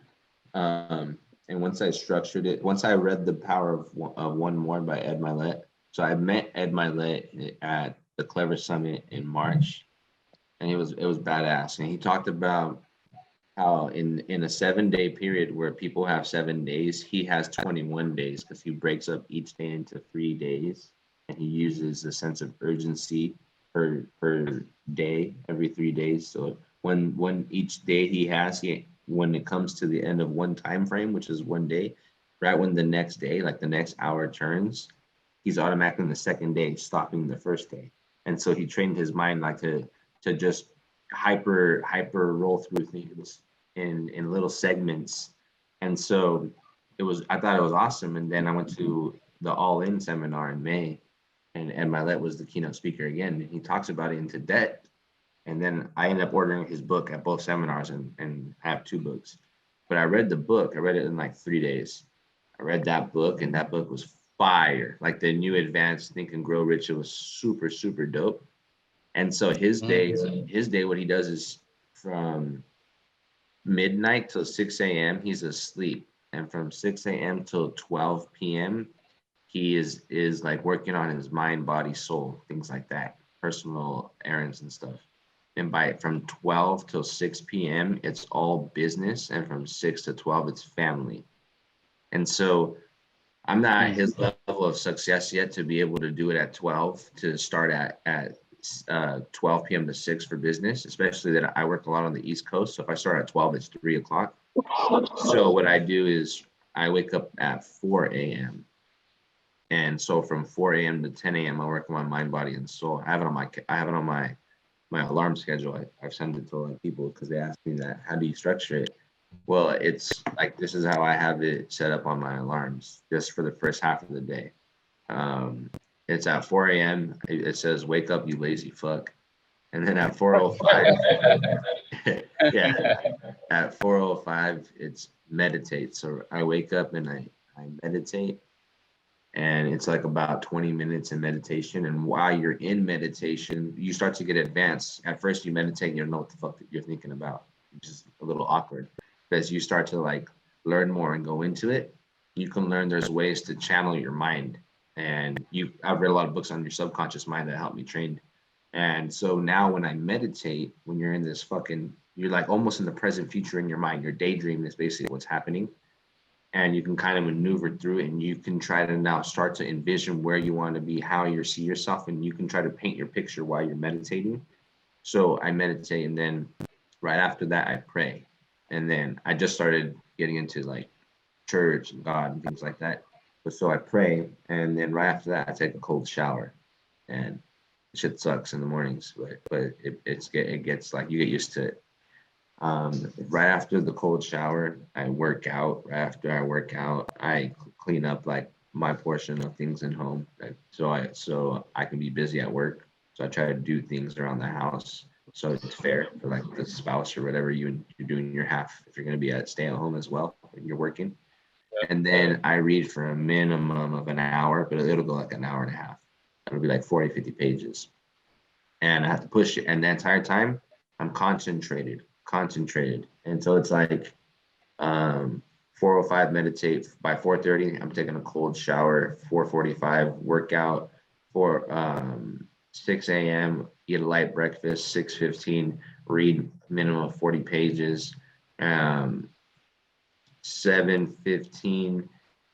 Oh no, that's different. That's another reminder. Just talks about my Airbnb schedule, because I have a shift with my Airbnb with my partner. At 7:40, it says clean, do dishes, floors, wash clothes. 7:45, take out your trash. At 8, write your goals, give thanks to your affirmations. At 8:30, I even have things that I'm really bad at taking off my hat from like your family to work. I'm always on overtime. I'm not the best at giving my family the right time. So at 8:30 in the morning, it reminds me every day, if your babe or mom calls you while you're in business or on a phone call, stop what you're doing and pay attention to them or answer their phone call. And then game plan with the team. So people who are on my team, I game plan with them at 8:50. And then by 9 a.m., it's game time. So at 10 a.m., it's game time. For me, at 10 o'clock, I start, I shift right into business. And from there, it's all calling. And so from 10 till 4 is when I should be stopping business. But instead, I do 10 to 6. So I go another 2 hours. So I'd go 10 to 6 at work. And then at 6 o'clock, like a few minutes ago, my alarm went off and it says, where is it at? It says spend time with your family. So I can try to remember. And typically I go 6:37. You guys are always on here with me. So I'm not always on that, because right now my priority is this. So then I can give her all Saturday and Sunday and Friday evening in a year from now, you know? And I can go and when it's lunchtime for me at 12 o'clock, don't have to do shit, go to eat lunch with her or my mom and then come back because I'm balling, because I'm racking out and I'm doing as much as I can. That's when I'll do that. But that's why I'm doing it this way right now. So now I don't have to be able to miss, you know, fucking all my nephews and nieces sports or going to their birthdays, you know, and I have goals for my family too. And so I want to be able to help them retire so they have more time to be able to do the same with their families. And so it's you know, there's a reason why I do what I do. And at the same time, I sacrifice a little bit differently than most people. And I know in the end, now I know where I'm headed. I'm in proximity. It's like you can sometimes go dive into the deep end so that you can cut the bridges from like where you jumped off. And sometimes that's what you need to do. You dive into the deep end. But what happens sometimes is you feel like you're lost at sea with you can't see land or island anywhere. And what happened is as I started to get lost at sea, I started to be able to realize where I was headed and start to guide myself. And it's now like I can see an island and I'm in proximity to my goals now. And that's where I feel I'm at. And so now I'm even more fired up. And you guys will get there. You guys will know. You guys will know because you'll feel how serious it feels. So I take myself serious. That's another thing is I no longer try to play games with myself. I take myself a little bit more serious. And I think that you guys, maybe even hearing all this shit that I just explained to you guys, maybe you guys wake up and shift yourself a little bit, and you see a big difference. Not only that, but you know how many people besides you guys, the real people who vote, because I've always been a loud person all over social media before I became this positive, optimistic person. So people saw me who I used to be on social media. And so now not only do you guys, you know, hey, can I work with you or do this or that? But I get real people that I grew up with. Not that you guys aren't real. I get people that I grew up with that seen me for who I was to then shift my whole life. And now I get a lot of people, even enemies, people who have lost friends and stuff, even enemies. I've got a lot of people to come and ask me, what do you read? What can I do? How can I do this now? Can I do some of this? That's an awesome feeling. It's dope. I like that shit. That's just me though. But all I'm doing is being me. I'm trying to get my goals and dreams. And when people see people taking themselves seriously, I think that's why we pay for sports, because we see people work their whole fucking life to get to the best level. And it's awesome to watch the best MVPs play against each other. I think the same thing here. When somebody's putting in mad work, people love it. That's why we like watching boxing and UFC. Because these people are putting in so much time to be like geniuses, like scientists at what they do. And I love it. And that's why I'm doing what I'm doing. So then one day I can get overpaid in the same place that I was always underpaid. That's why I'm doing what I'm doing. Fire, bro. I have a question about the cold showers. I'm trying to do that, and that is woo. So I'm not trying to get personal. I'm not trying to get personal. Do you bathe, or do you take a cold shower just to kind of wake up your body, and then you do hot for bathing? No, I don't bathe. I'm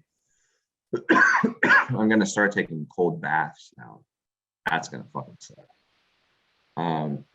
But so the whole name of the game is like you got to pay it forward every day. Every day you got to fucking pay a little discipline, uncomfortability, all that shit. You know, the cold shower, yeah, it's to wake you up, get your blood flow moving. Also, because it's not comfortable to do. You know, I'm up to 5 seconds. Where are you up to? Oh, the whole shower. Wait a minute, but how many minutes? Fucking, I don't know, like 3, 4, 5 minutes. Whoa. No, probably like 5 minutes. I do every same thing in my mind. I'm like, and it sucks because sometimes there's colder days depending on how I wake up if I didn't use a blanket.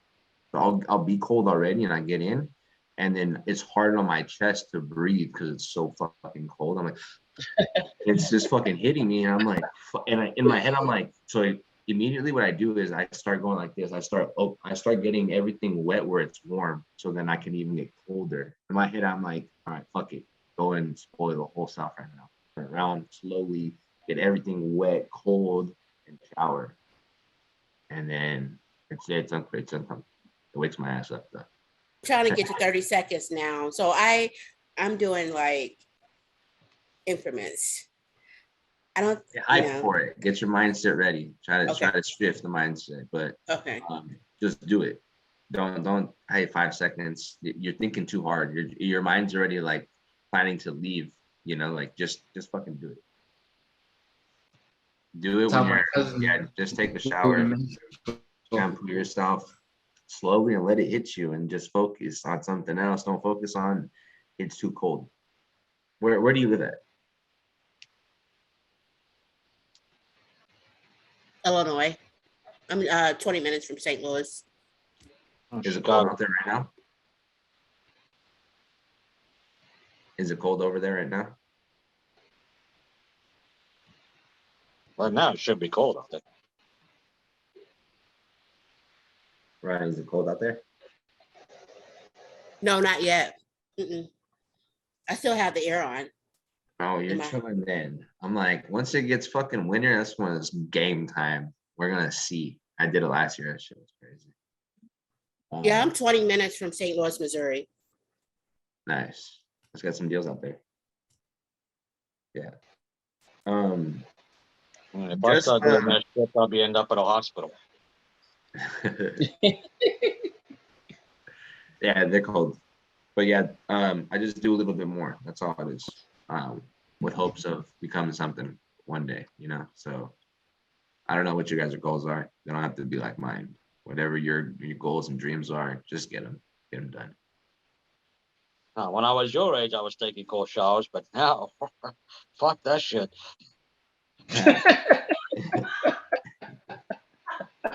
Too cold. When I was he's like, fuck that. It's too cold now. Shit, you might fall down and break a hip in there. Wow. He's hitting you. I might at jokes. my age even. Okay. He's trying I've been to kicking my own ass for a defend while. himself. My age too. You look young. You're just a baby, man. Come on.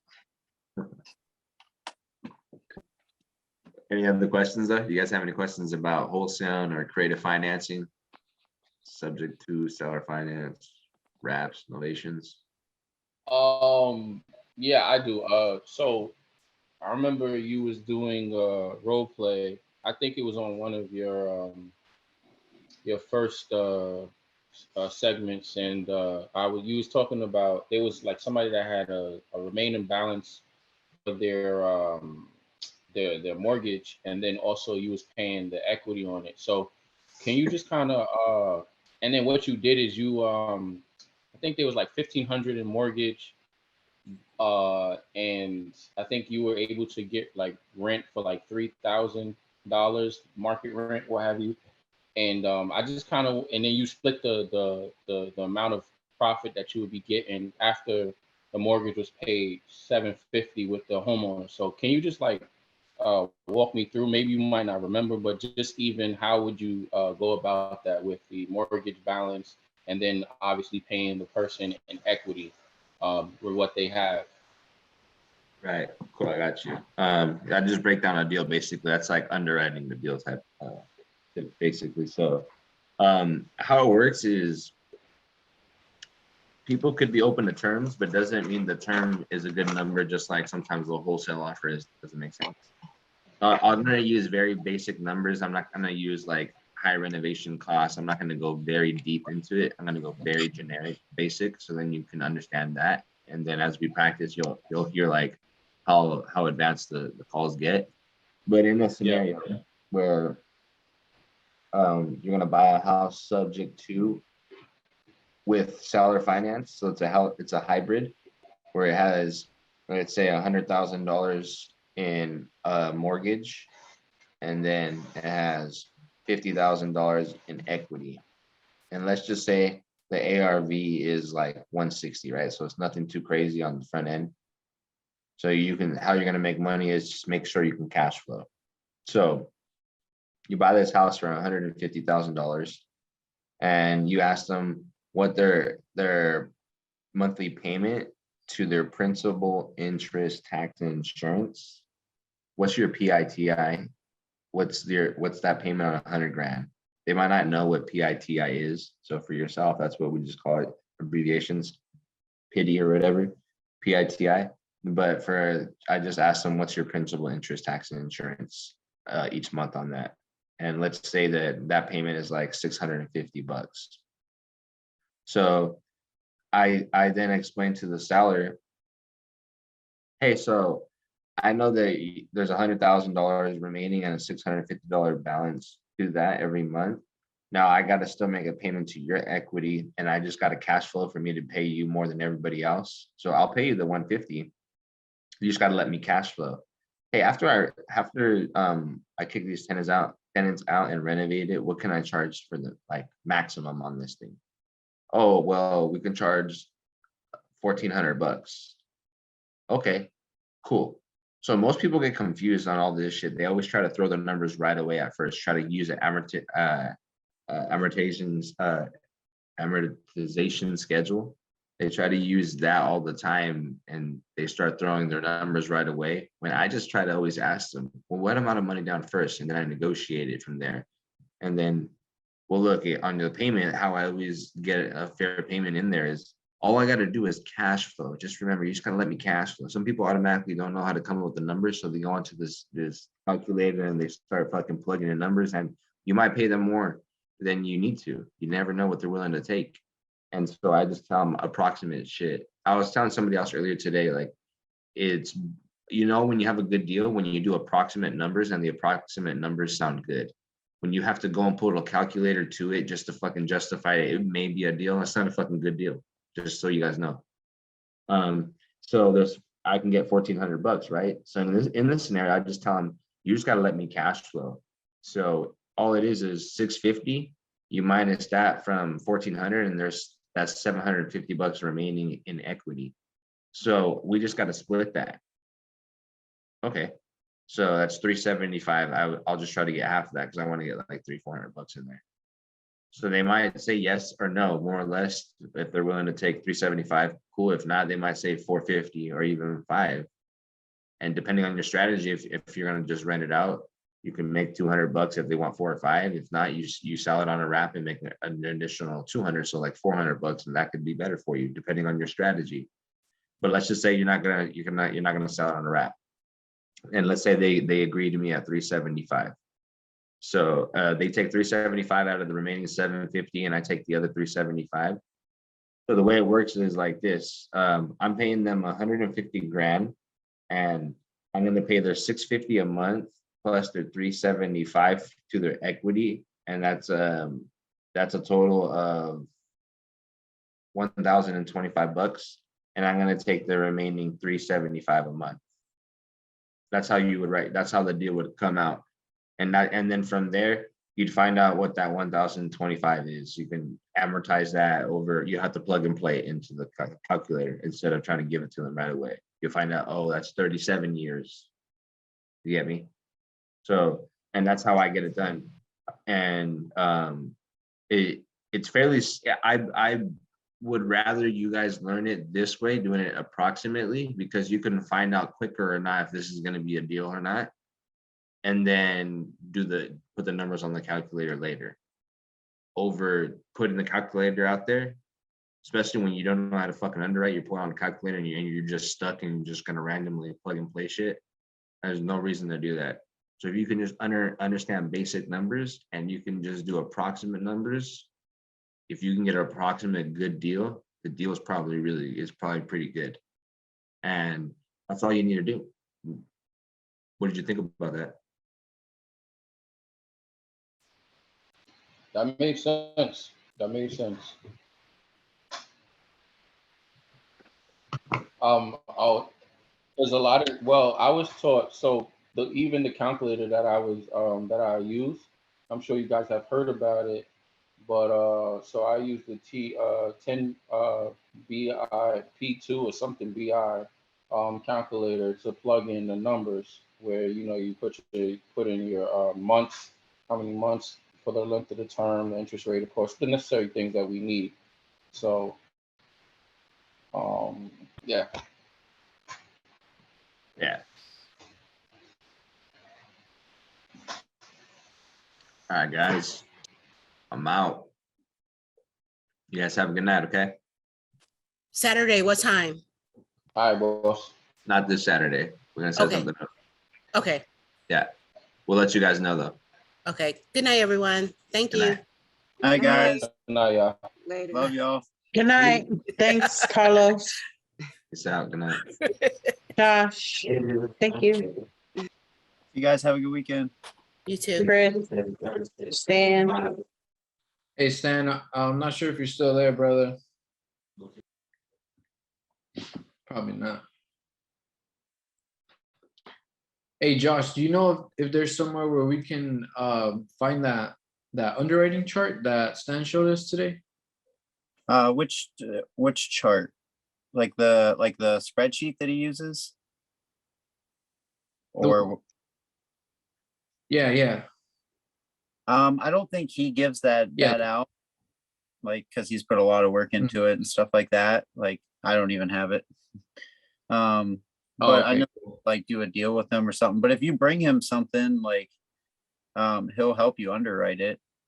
Like, he'll, if you need help with it. And then I think he's gonna try to make like a little bit of a simplified version he was talking about, but I'm not exactly sure on that. Okay. Cool. I'll just wait until that time comes in. Yeah, but I think because like what I'm doing for now is just kind of doing just the kind of napkin calculations that he gave us to to try to use that. And then if it looks good from there, then I bring it to him. Gotcha. All right, for sure, man. I appreciate it. Yeah, that's something we'll have to ask him about more though. Or see if we can start making our own. A little one. Exactly. I'm not too good with That's the way, spreadsheets. man. All right. Hey, have a good weekend. Yeah, you too. Have a good weekend, everyone. I'll see you guys on Monday. Yep. See you guys. Later, Giles.